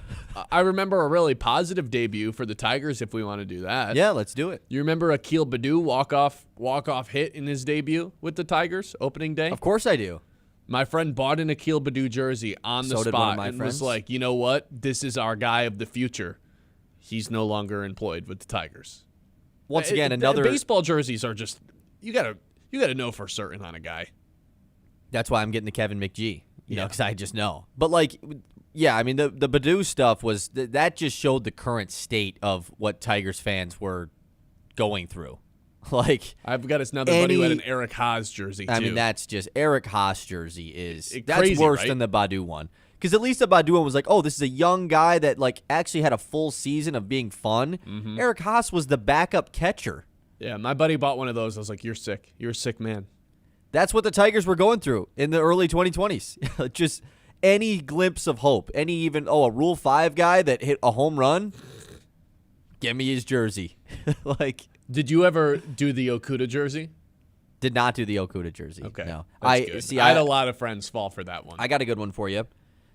I can't remember what his debut was. Pretty sure he scored a touchdown in his debut. Maybe I'm getting him confused with Isaac Tesla scored a touchdown in his debut. oh, and he had the crazy good catch, too. Mm-hmm. I think I'm getting Abdullah's debut confused. I think Abdullah scored a touchdown. But I have the Kerryon Johnson jersey. Oh, man. Yeah, I own that. He was good. He was good. He was good his rookie season. It was like, man, like Kerryon Johnson, here he is. I still follow him on Twitter. He's pretty active. He's like a Lions fan. He roots for the Lions, which is cool. But yeah, that was a pretty rough one that I own there. Well, I'm sad at myself that I totally misunderstood what happened. I thought he was in his warm-ups and was like about to play coming off the bench, and Trae Young got tossed because he like stepped onto the court yelling at the refs. Yeah, no, It's it was like, dude, who do you think you yeah. are? You're not like some Hall of Famer. There was like a play where Stefan, or not Stefan, I can't remember which Wizards player, but just got shoved right over, like just in the middle of the game, and no whistle happened, and Trae Young basically just like walked onto the court just to yell at the ref, like, how do you not call that? And then they just tossed him. See, it'd be one thing if like LeBron or KD or Steph was doing, like Steph's hurt right now. If Steph was like semi on the floor, like, hey man, I don't think he gets tossed. Trae Young, it's like, what are you doing, man? Know your place. I also just don't think Steph Curry would even do that, you know? Also like, true. Yeah, whereas Trae Young is just like, it is funny though, like, he's about to make his debut, and then he just gets ejected from a game he's not even playing in. Like, how do you even get ejected from a game you're not in? Do you remember the infamous clip of Tim Duncan sitting on the bench doing nothing and he gets ejected from like 2006? Have you ever seen this Wait, clip? from Tim Duncan, you said? Yeah. Yeah, where he's just sitting there laughing. Yeah. Like, genuinely, to this day, I don't know why he got ejected. It's the funniest thing of all time, and he doesn't even realize he gets ejected. And then he's like, me? What did I do? That's a good one. I think it was that.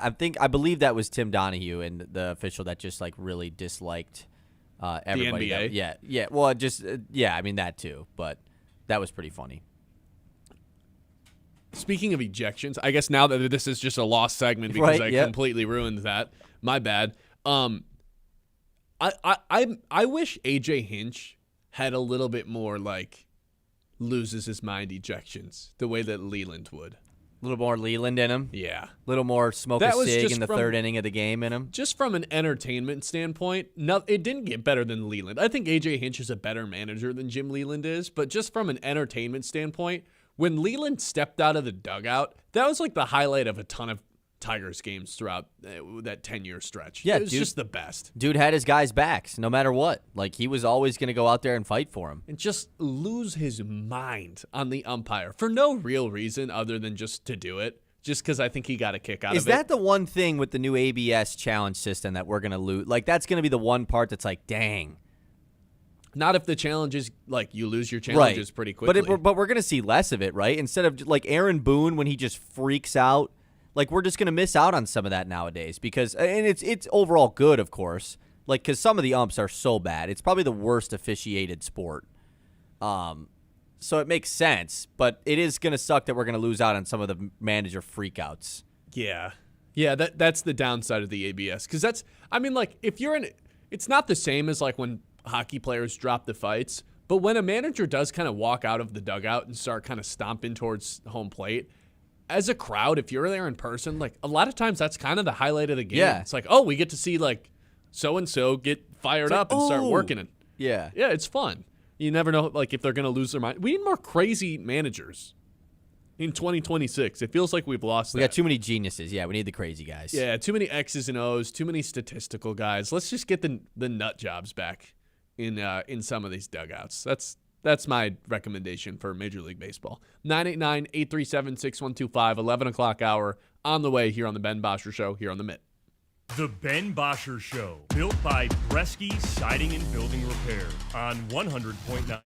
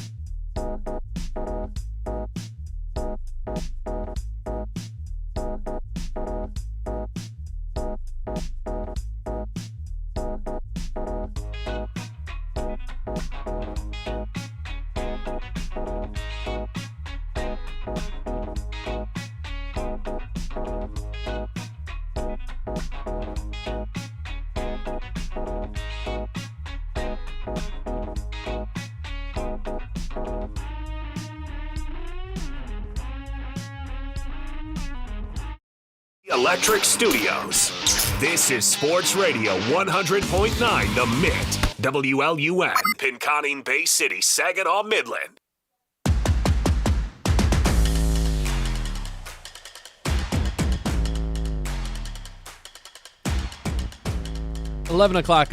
Hour, as always, is brought to you by Yiter Insurance.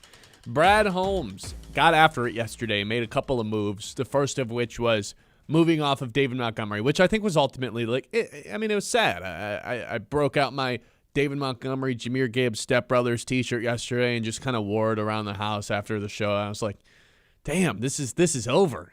No more of this. Why did I buy this?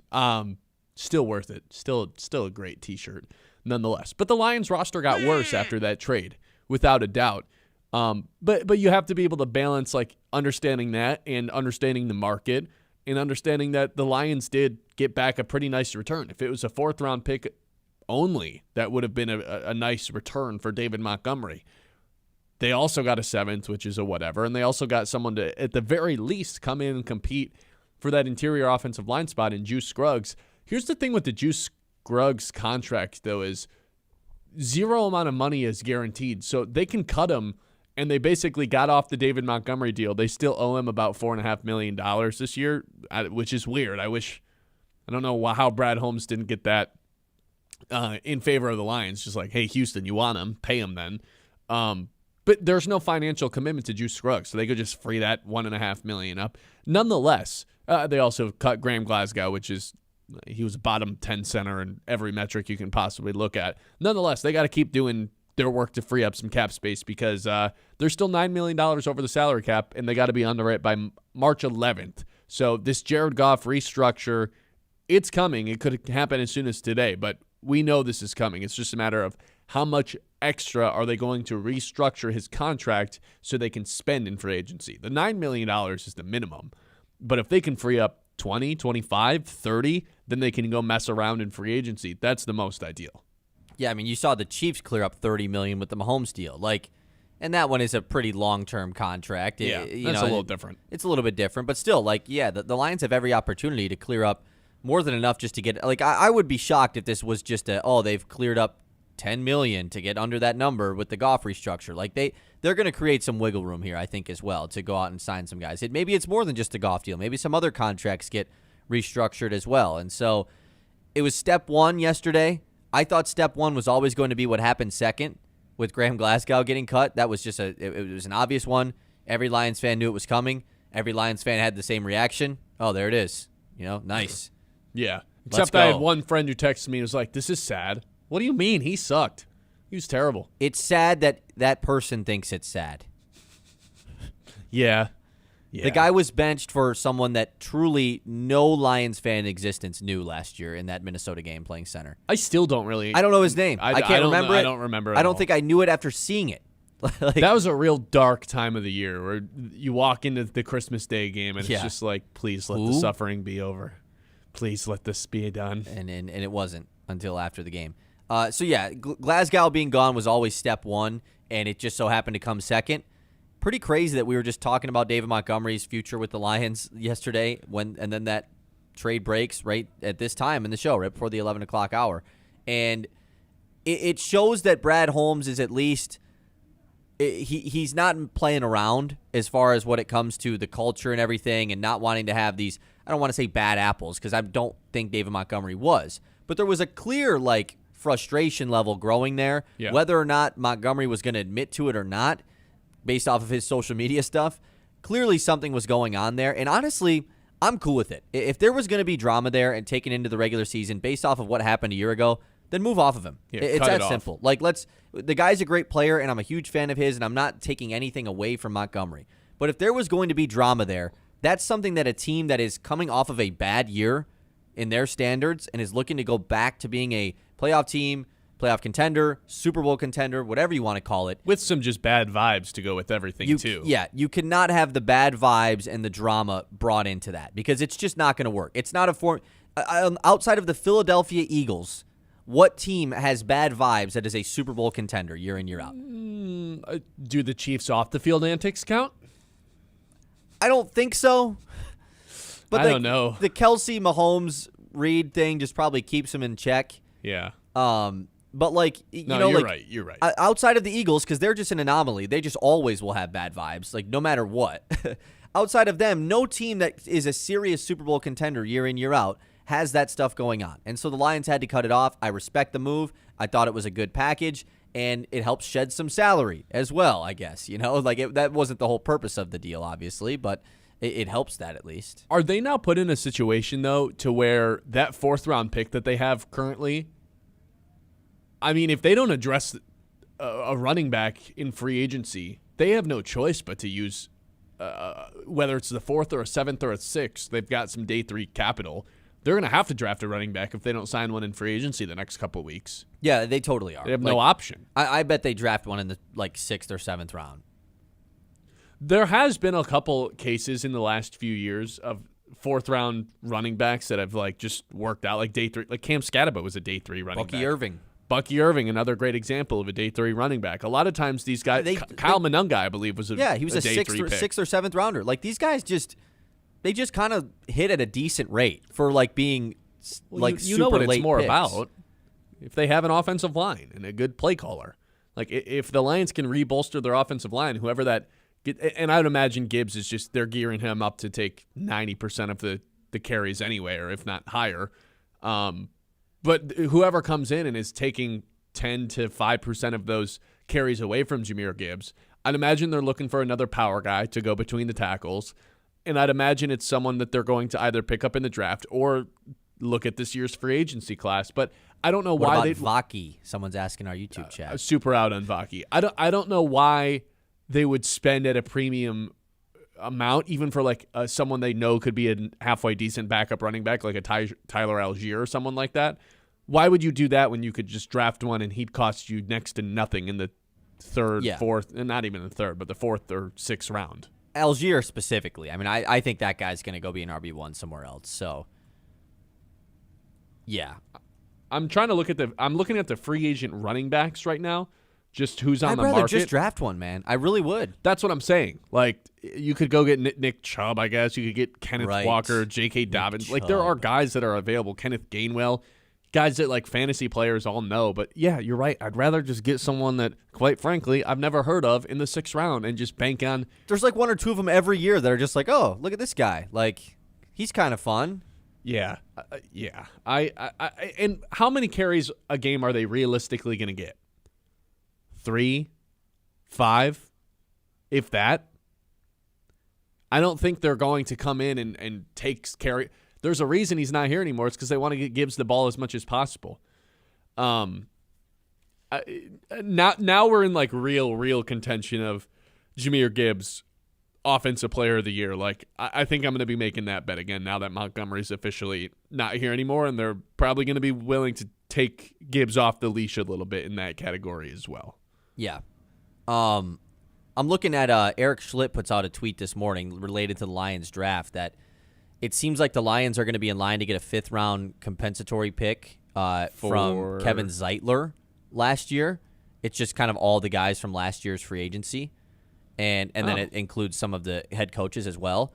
And it sounds like Carlton Davis might help land the Lions a higher compensatory pick as well. For losing him in free agency last year? 3rd or 4th rounder, yeah. Really? Yes, so this could be interesting. The 3rd round pick would do wonders. Yeah, it says that the league-wide number of compensatory picks is much higher this season than it typically is. And so, yeah, I mean, that would be pretty insane if that happened. I'm trying to find this. I sent it to you. The 3rd round pick would do wonders for this team because, again, they're supposed to have 2 of them, but they don't have any because they have Isaac Tisla instead. Right. That would be tremendous if they could somehow walk themselves into even a late 3rd round pick. I think could help this team in a ton of ways because there's a lot of needs on this team. It could help take your safety in the 3rd round. It could help you use it to trade up higher into the 3rd round. With some of these later picks, it absolutely makes everything easier for them. Yeah, that's something to monitor without a doubt. 989-837-6125. First place Pistons, back in action tonight. Jalen Duren, fresh off of an Eastern Conference Player of the Week. Isaiah Stewart, back after serving a 7-game suspension. The dog pound in full swing tonight. Let's hit that when we come back. This is the Ben Bosscher Show, as always, brought to you by Yiter Insurance in the 11 o'clock hour. Life happens fast, and at Yiter Insurance, they're here to make sure you're covered every step of the way.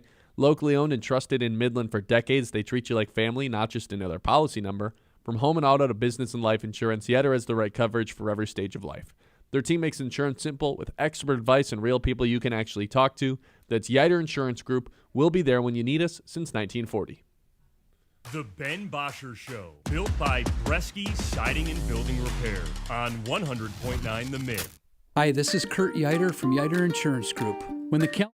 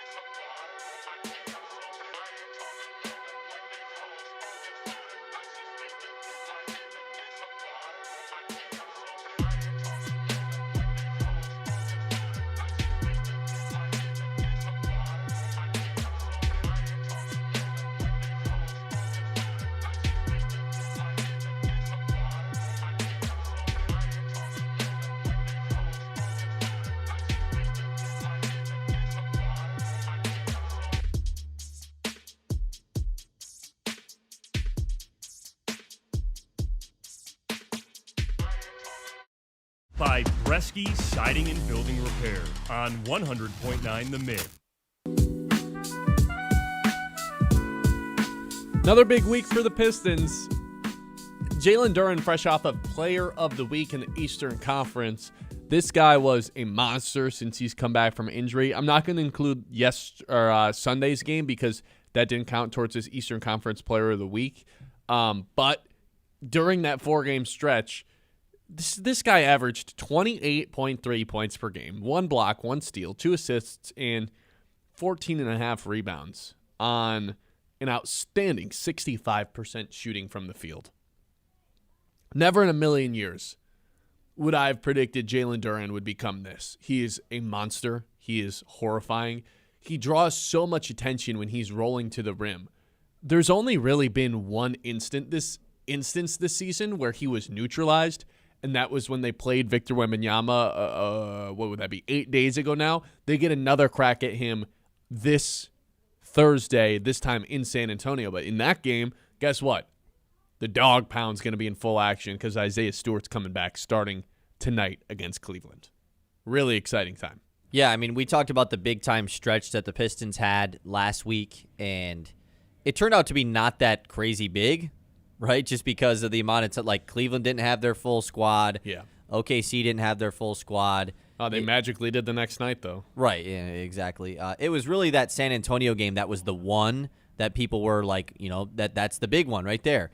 And unfortunately, they lost that one. But, like, the Pistons have still just been awesome. They've won 8 of their last 9. They bounced back with 3 straight wins. Orlando is not they're still a feisty team that they had to go beat on the road as well. But this is a big week for them as far as flipping it over now because you had all those games at home, which was awesome, by the way. The fact that you went Cavs at home and then you had the Thunder and Spurs before. Like, great awesome, stretch. Awesome week to have all 3 of those at home. Now you have 2 huge road games, and it's nice to get that second opportunity at San Antonio. Winning at Cleveland tonight would be huge, and I know there's no Donovan Mitchell, so once again, it's just another one of those things that's like, they're supposed to win. It's a lose-lose kind of thing, right? Oh, you're supposed to beat the Cavs without their best player. It's also on the road. It's on the road, and they've still been playing good even without Mitchell, so it's still a really good opportunity for a team that, as of right now, you're lined up to probably play against in the second round of the playoffs, and unfortunately, you're just not really going to get a full look at them before the playoffs. We didn't get to face off against Harden last Friday when the game went into overtime. I would imagine tonight Asar Thompson just puts him inside a box and says, "No, James, you're staying here. Thank you for showing up and dressing today, but you're actually not going to be doing all that much today." I would say by the end of the second quarter, early third quarter, James Harden is just mentally checked out.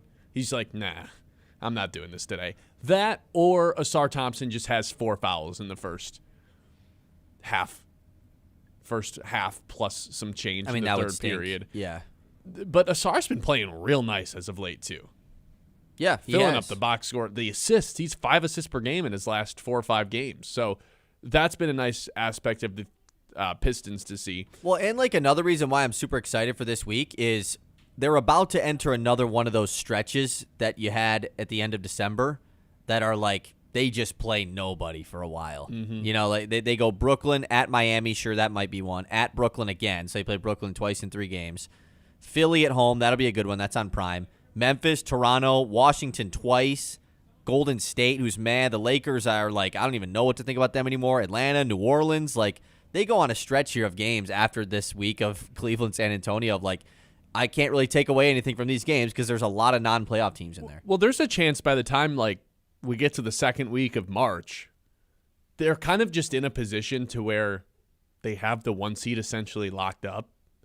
Like, I think they can, even if they don't technically clinch it, basically get a firm grasp on the 1 seed pretty early into this month. Like, you mentioned that bad stretch coming up. If they can just kind of go on another run here, that allows them to start using some lineups that like, they can start to mess around with a little bit because they have the wiggle room at the top of the standings. And a player that you and I were in a group chat talking about last night was Kevin Huerter, who was basically unplayable when he did join the team after the trade deadline, but is a proven shooter in the league at one point in his career. True, that could be a time where you try to ramp him up a little bit. I think I was talking to our guy Matt Griffin about this, who used to work here too. I think as terrible as he was, and he looked timid, he didn't know where he fitted in. Yeah, I don't think it's fat in. Fitted in. Was very indecisive about when he wanted to shoot it. He didn't fit.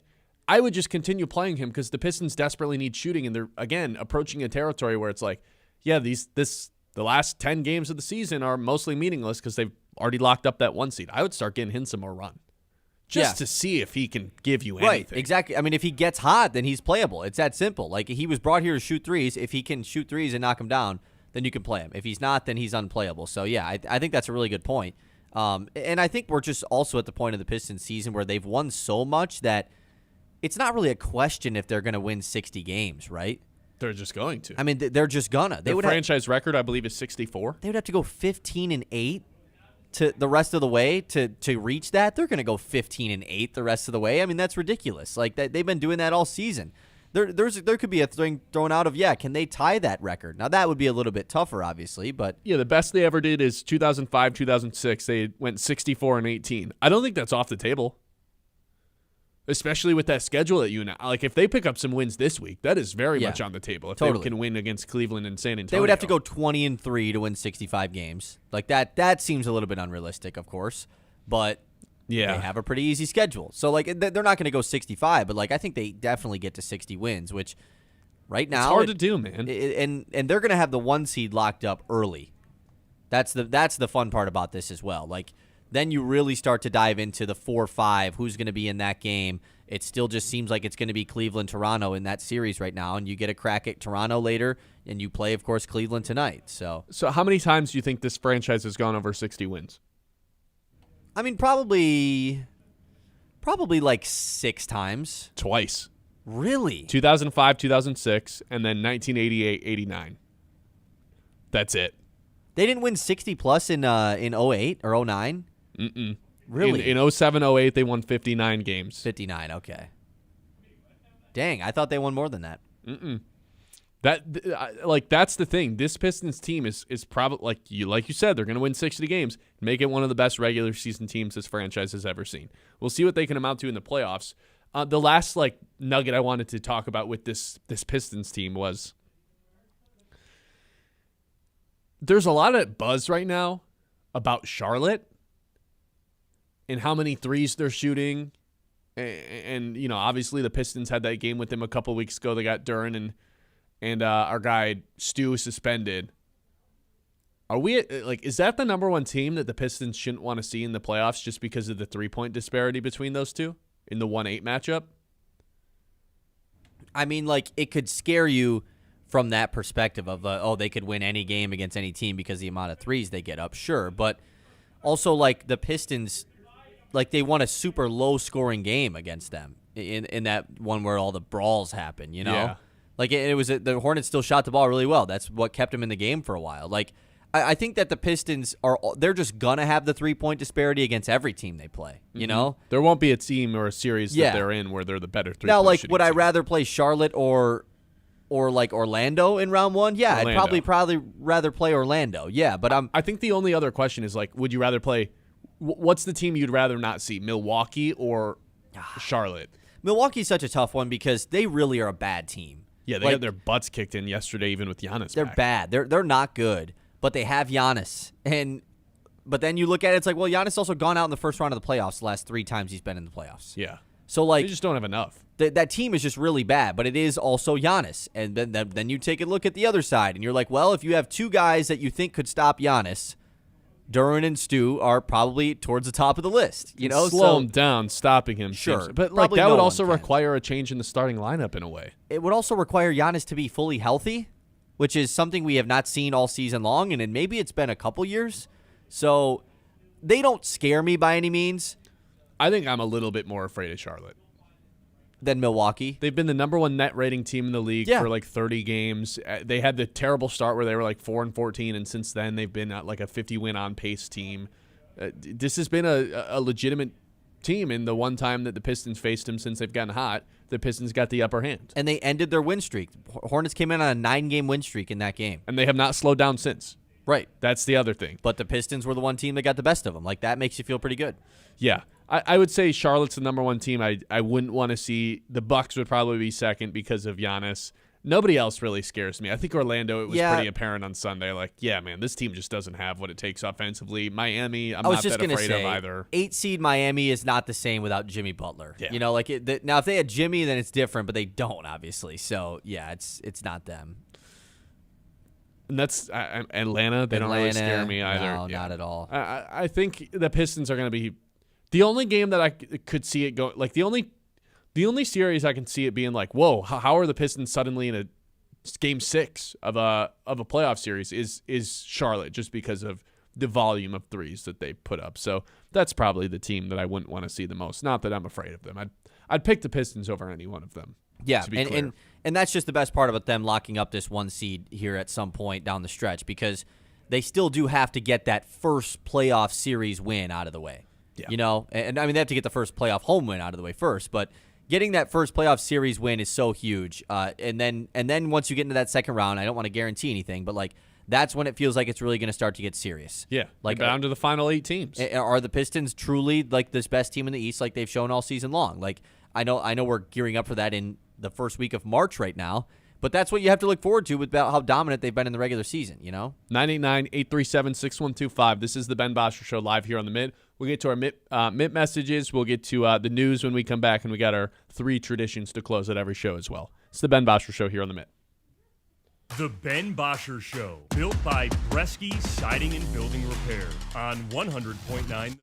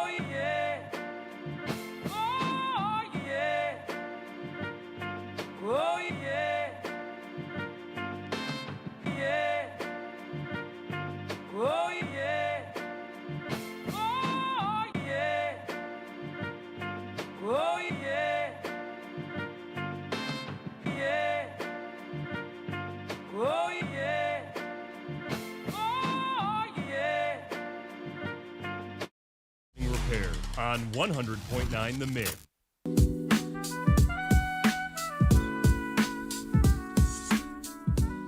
Let's take a time out on the radio show, and Kyle, tell us what's going on in the news world. The Mitts Morning Catch.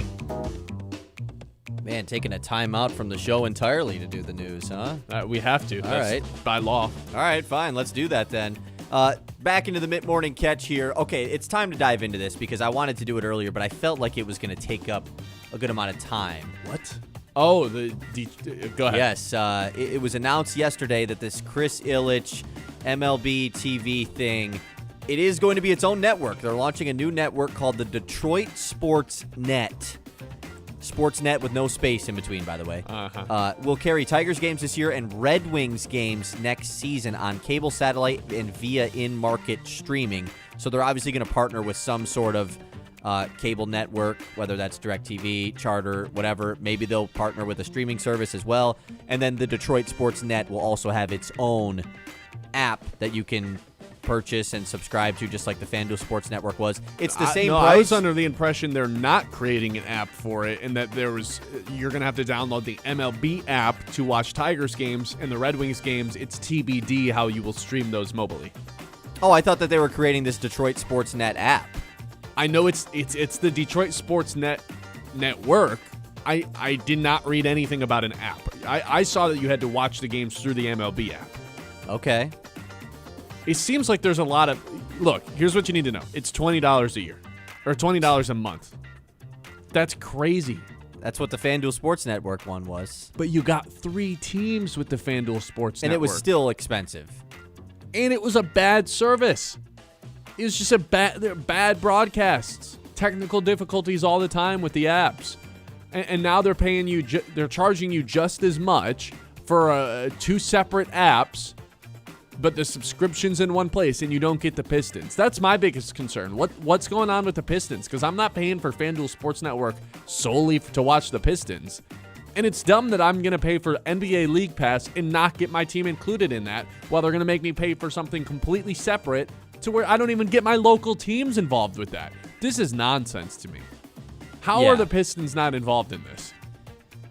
That's my biggest question. Chris Ilitch. They've done this thing in the past, though, where the Pistons have hopped on to the Chris Ilitch, the building that they built at Little Caesars Arena. And they're like trying to get people to subscribe to this right now. And it's just like, I still don't even really know. The hell would be the point right now before the Tiger season starts? Right. Like, I don't even, well, like if you subscribe right now, it won't start until April 1st. Oh. Like you could subscribe all of March and it'll start. And then you'd be subscribed for FanDuel Sports Network and the Tigers, and this new thing. Because there'd be the overlap between the Red Wings regular season at the end of April, too. I'm pretty sure I paid just the yearly thing of the FanDuel Sports Network instead of the monthly, so at least it's out of the way. I have to remember to cancel that. What if they're still... Well, I guess the cancel app... it when the Piston season's done. But the whole network is just being wiped, though, right? So technically, like, it would be... I don't know. Where are the Pistons supposed to play their games? Where are they being broadcast? I have no idea. This sucks, man. This is like the biggest... We're supposed to be the ones that know about this. We're supposed to be the ones that our older family members come to us and say, how do I watch the Tigers? How do I watch the Pistons? How do I watch the Wings? The fact that we don't really know still, even though we got information yesterday, is just obviously not good. The where we're watching the Wings is still in question, but I believe that the actual subscription will be through the Detroit Sports Net, but you'll watch the Tigers game through the MLB app. Good luck explaining this to your parents. Yeah. Good luck. So what do I have to get the MLB? Yeah, it's just going to be, not excited for that. Just please, for the love of God, I don't want to pay a separate fee to watch just the Pistons. And I'll do it because probably I'm an gonna idiot. have to, though. Like, probably going to have to. Because they're not going to put the Pistons on MLB TV. Then they got it. Why does the Detroit Sports Net not just create their own streaming service? Because they're morons. Because everyone involved in the Detroit Sports Network, or just like FanDuel, Bally in general, they have not been very friendly to the users of it at all. Bring back Fox Sports Detroit, man. Please. It's what everybody wants. It was awesome. Okay, let's move on here. Last night we had 2 teams clinch their regular season titles in college basketball.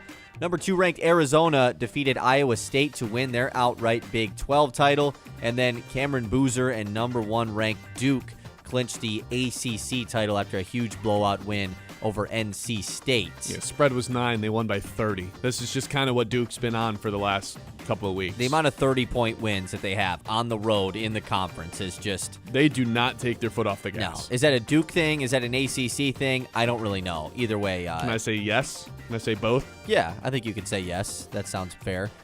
So we'll continue to monitor. Obviously, this is the final week of the college basketball season. Not a ton of really huge games on tonight, but there's some big ones coming up this weekend, and some conference tournaments are going on right now as well. So we're going to get some tickets punched this week. That's going to be fun to see before the big-time tournaments start next week. But we're going to see some of those smaller seeded teams clinch their way to the tournament. Those are always fun. So what happens for the teams that like play their tournament this week, and then they just have all of next week off? Yeah. All right. They just have, it's a long time to not play a game. It is, especially when you go from playing 2 times a week for months. And then you'd be off all of next week, and then even like if you play on Friday, like week and a half. Exactly. Yeah, you have a good amount of time off. Like I think there's going to be one of the tournaments ends on like Friday this week, and then this weekend has a few. Yeah, exactly. It'll be 2 weeks off. Wait, does that mean 2 weeks from this Thursday, March Madness starts? Correct. Oh, that's awesome. Selection Sunday is next Sunday. Oh, that's so great. Like, not this upcoming one. This upcoming one, though, we do have the time change going on. Throw that in the news as well. Okay. Other stuff going on in the news. Yesterday, for the Tigers, Framber Valdez made his spring debut, and it was pretty good as well. He went 3 scoreless innings with 3 strikeouts, 2 hits, no walks, through 30 of 43 pitches as strikes as well. So pretty good to see Framber Valdez with his debut in the navy and orange spring jerseys that the Tigers have been donning, have a pretty good start. I love it. Last thing I got here in the news, Commanders are going to release Marshawn Lattimore to save $18.5 million. Yeah, that seems like the right move. Every time I turn on a Commanders game, that guy was getting torched. That ended up not being a pretty fun trade for them. No. What'd they give up, a third? I think Something a too third much. or like a second. Yeah. They gave up a good amount to get him, and he obviously didn't stunk. really work out. Breece Hall is getting the franchise tag as well, which is, I don't know, like kind of a surprise. Like Breece Hall going to be paid pretty well this year. Yeah, I thought it was like $16 million. That's pretty high that's for way Breece more Hall. than Breece Hall should be making. Like he should be making like half that. Yeah. 2 years, $16 million. He should be making more than Montgomery. Yeah, I mean, he's going to be happy about that, I would assume. So that's a guy that I know the Chiefs were like, oh, they're going to get Breece Hall. No, they weren't. No, the Chiefs are a nightmare situation for the rest of the league is they get Jeremiah Love. I'm telling you, they're picking him at 9 if he's still there. That's going to be their running back, Jeremiah Love. I don't want to say I hope not because it would be so cool for fantasy. Be awesome. But we did fall into this trap with Clyde Edwards-Helaire. Right. I think this is totally different, though. Yeah, this is like a top no one was talking prospect. about Edwards-Helaire like he was the best guy in the draft. Yeah, exactly. Yeah, there's some real buzz that Julian Love is the best player in the draft regardless of position. It's this guy. Yeah, is a running back ever going to go number 1 again? Probably not. But I think he goes in the top 10. I don't think he goes past Kansas City. It's their glaring need. What would it take for a running back to go first in the draft? Like, it would have to be, I don't even know.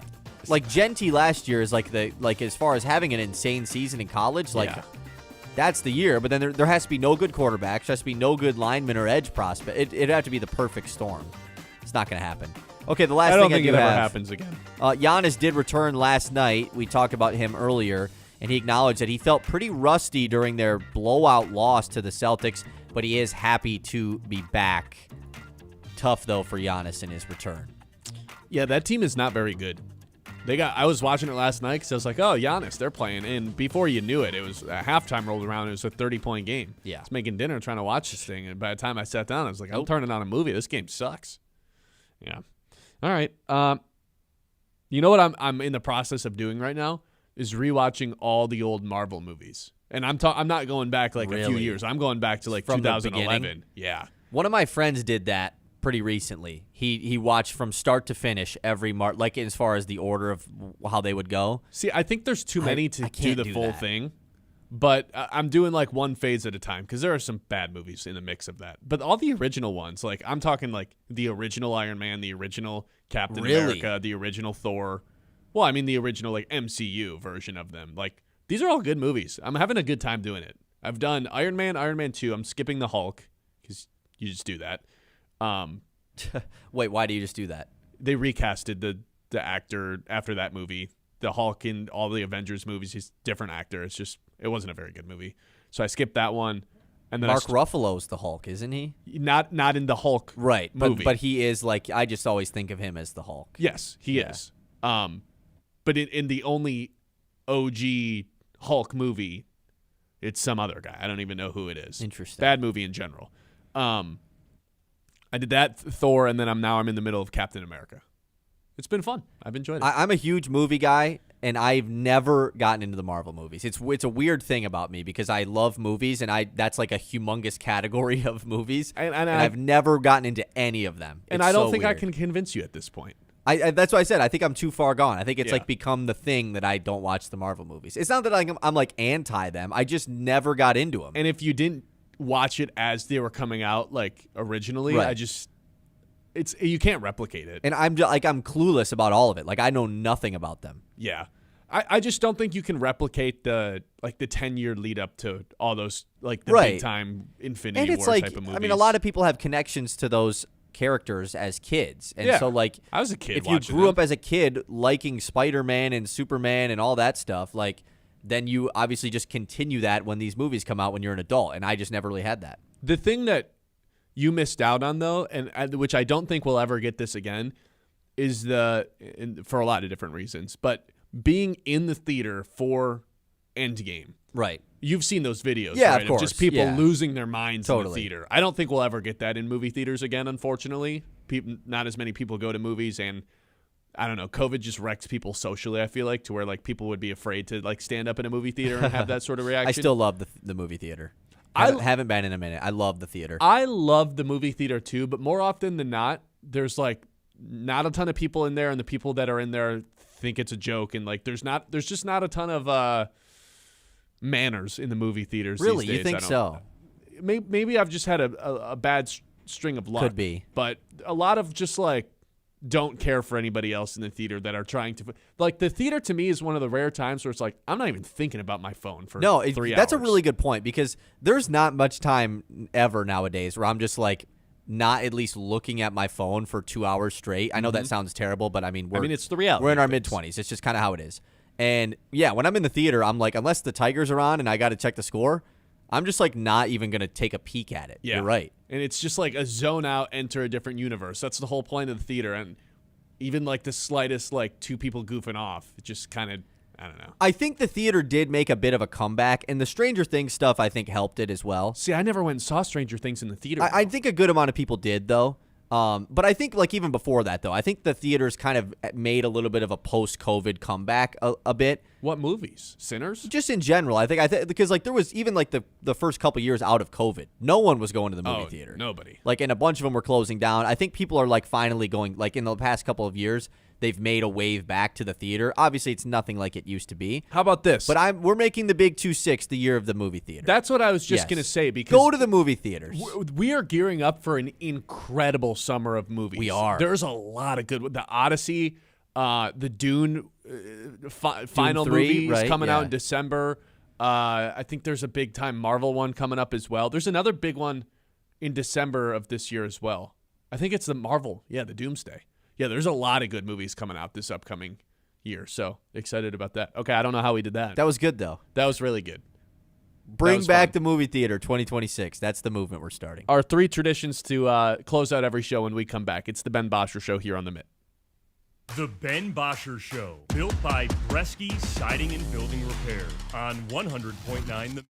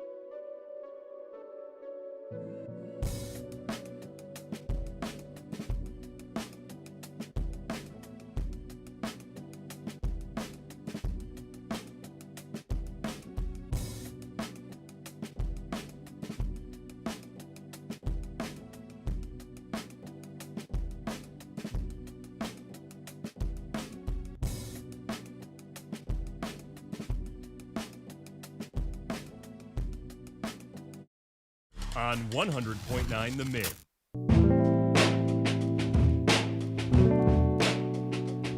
All right, we don't have one, we don't have two. We got three traditions to close out every show here on the Ben Bosscher Show. The first tradition we have is our Lock of the Day. Lock of the day. You better lock it up. No, you lock it up. You lock it up. Lock it up. Lock it up. I'm going to the Pistons game, the return of Beef Stew. I think he makes impact immediately. I've got him to have 2 blocks tonight against Cleveland for a nice little juicy plus 162. He's averaging 1.7 blocks per game. Last time he went up against Cleveland, he had 3.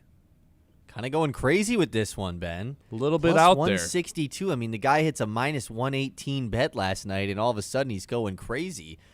I kind of don't hate it, though, right? I mean, like Beef's doing his return game. 1, he's going to want to make a huge impact. You know he's been itching to get back out there. 2, I think the Cavs are going to want to go at him. Like, oh, what, you have Beef Stew? We got Mobley and Allen. We got these bigs. We can go at these guys. No, you can't.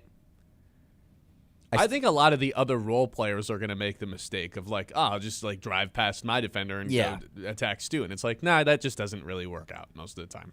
I think I'm going to tactically fade because it's a plus 162. You tactically faded yesterday. I know. I think I'm going to tactically fade just be from an odds perspective, but I respect the pick. I respect the pick for sure.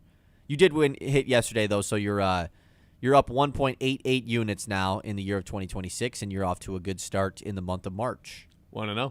1-0 and 0.82 units up as well. Isaiah Stewart, 2 blocks, 162. That is our Lock of the Day.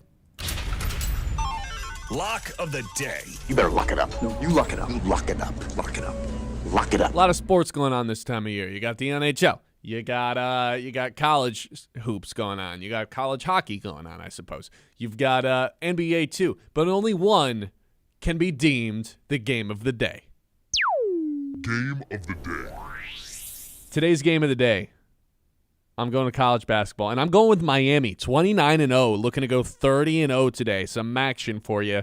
Going up against a 10-6 Toledo team in the conference. Miami's been escaping by the skin of their teeth in a lot of these games. It feels like they're mounting a comeback one of every 3 games that they played, but they are the lone undefeated team in the country. A nice, respectable Toledo team here in the MAC. 29-0, a chance to be 30-0. That has to be the lock or the game of the day. Yeah, I think so. I mean, there isn't a lot of other like huge games on tonight either, so that plays into this. But yeah, team going for 30-0, Miami University that is. Yeah, I think this is a good game of the day pick. They've been like a hot topic lately, man. I know, because a lot of people don't think that they should make the MAC or the NCAA tournament if they don't win the MAC tournament. And Bruce Pearl doubled down yesterday on the Fox Morning Show, just talking about they shouldn't make the tournament. And then that same show had Miami, Ohio's AD on this morning to clap back at Bruce Pearl. Like, they have been a really hot topic across the country. It's fun. I love the discussion that is being had about Miami. And so, yeah, a chance to go 30-0 tonight. I like it. I know they're off, their non-conference schedule's crazy, but like 500 Auburn versus undefeated Miami, like how is that even a debate? Why would you put Auburn in? Yeah, like they're 500. They lost a ton of games. Yeah, exactly. Like I'm totally with you. I think it's ridiculous. Would Miami win a single game in the SEC? I don't know. But they're 29-0. How is this even in question? Bruce Pearl's whole thing was like, well, if Miami, Ohio was in the Big East, they would be a bottom half team.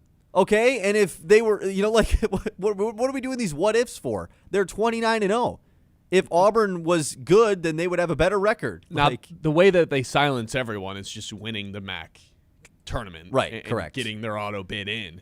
2 MAC teams would be crazy, though. It hasn't happened. Yeah, it hasn't happened since the late 90s, and it was Miami, Ohio who got the at-large bid. The MAC has been a one-bid league for over 25 years, which is it's crazy to think about. But I want them to get 2. I want the committee to be put in a spot where Miami loses in the MAC tournament to put in 2 teams. I want to see it happen. It'd be the best if they lost in like the MAC championship too. Yeah, then they're all in. The way. If they just lose to Akron in the MAC title and that's their lone loss of the season, they'll get in. I think you're probably right. Now, if they lose like in round 1 of the MAC tournament, or they lose a regular season game here in the final 2, then we're getting into sketchy territory. Yeah. What if CMU's the team to do it? It's a possibility, man. if they sneak in as that 8 seed. The opportunity is there. That's the fun part about this. Well, that is our game of the day. Game of the day. All right, last thing we got before we close things out. We got to guess what Colin Cowherd opens with. He takes over our airwaves at noon. The Herd, Fox Sports Radio. Anybody get a point yesterday? Nope. J.J. McCarthy lead on a Monday. Oh, that's right. You know, that just makes a lot of sense. There's a lot of J.J. McCarthy news going on. There was a lot of combine buzz of like, hey, they want Geno, they want Kyler, they want Tua, they want Kirk. They are doing everything they can to replace J.J. McCarthy. Right. I don't blame them. He was terrible. It's my turn to go first today. 46-41. Ben has the lead. I think today is the day we finally get a Duke lead. I think today's the day where he's like the whole, Darren Peterson, he's got this going on. A.J. DeBonsa, blah, blah, blah. Cameron Boozer's my number one pick. You know, like Ooh, the that's good. The guy's the most outstanding player. He just always gravitates towards the Duke guy. Yeah. Flag last year, of course, he loved Flag, which I mean, how could you not? It makes a ton of sense. I think he does like a why is everybody not saying Boozer's the first pick kind of thing, based off of Duke just not many games on last night. They waxed NC State. They're the number one team in the country. That's good, Kyle. I think today's the day we get a Duke lead and Boozer's focused. Yeah. It's not bad. I'm having a hard time coming up with anything better. I mean, it Why is Easter trending? football has to Month be away. the other thing, right? But like, what is it for football? You know, I might just continue to guess the Raiders until it happens because it's going to happen at some point. really going in on this Raiders thing. Yeah, I think this is now 4 days in a row. Yeah, I'll do it. Why not? Yeah, the Raiders, Fernando Mendoza, number 1 overall pick kind of stuff. That's what I'll go with. all right. That's what I'm guessing Colin opens with. All right, that's going to do it for us. Appreciate everyone for tuning in today. We'll be back tomorrow. Big Win Wednesday, giving away some more Pistons tickets, so you're not going to want to miss that. This is the Ben Bosscher Show live here on 100.9 The Mitt, so see you guys tomorrow at 9 a.m. Be there or be square. Peace. The Ben Bosscher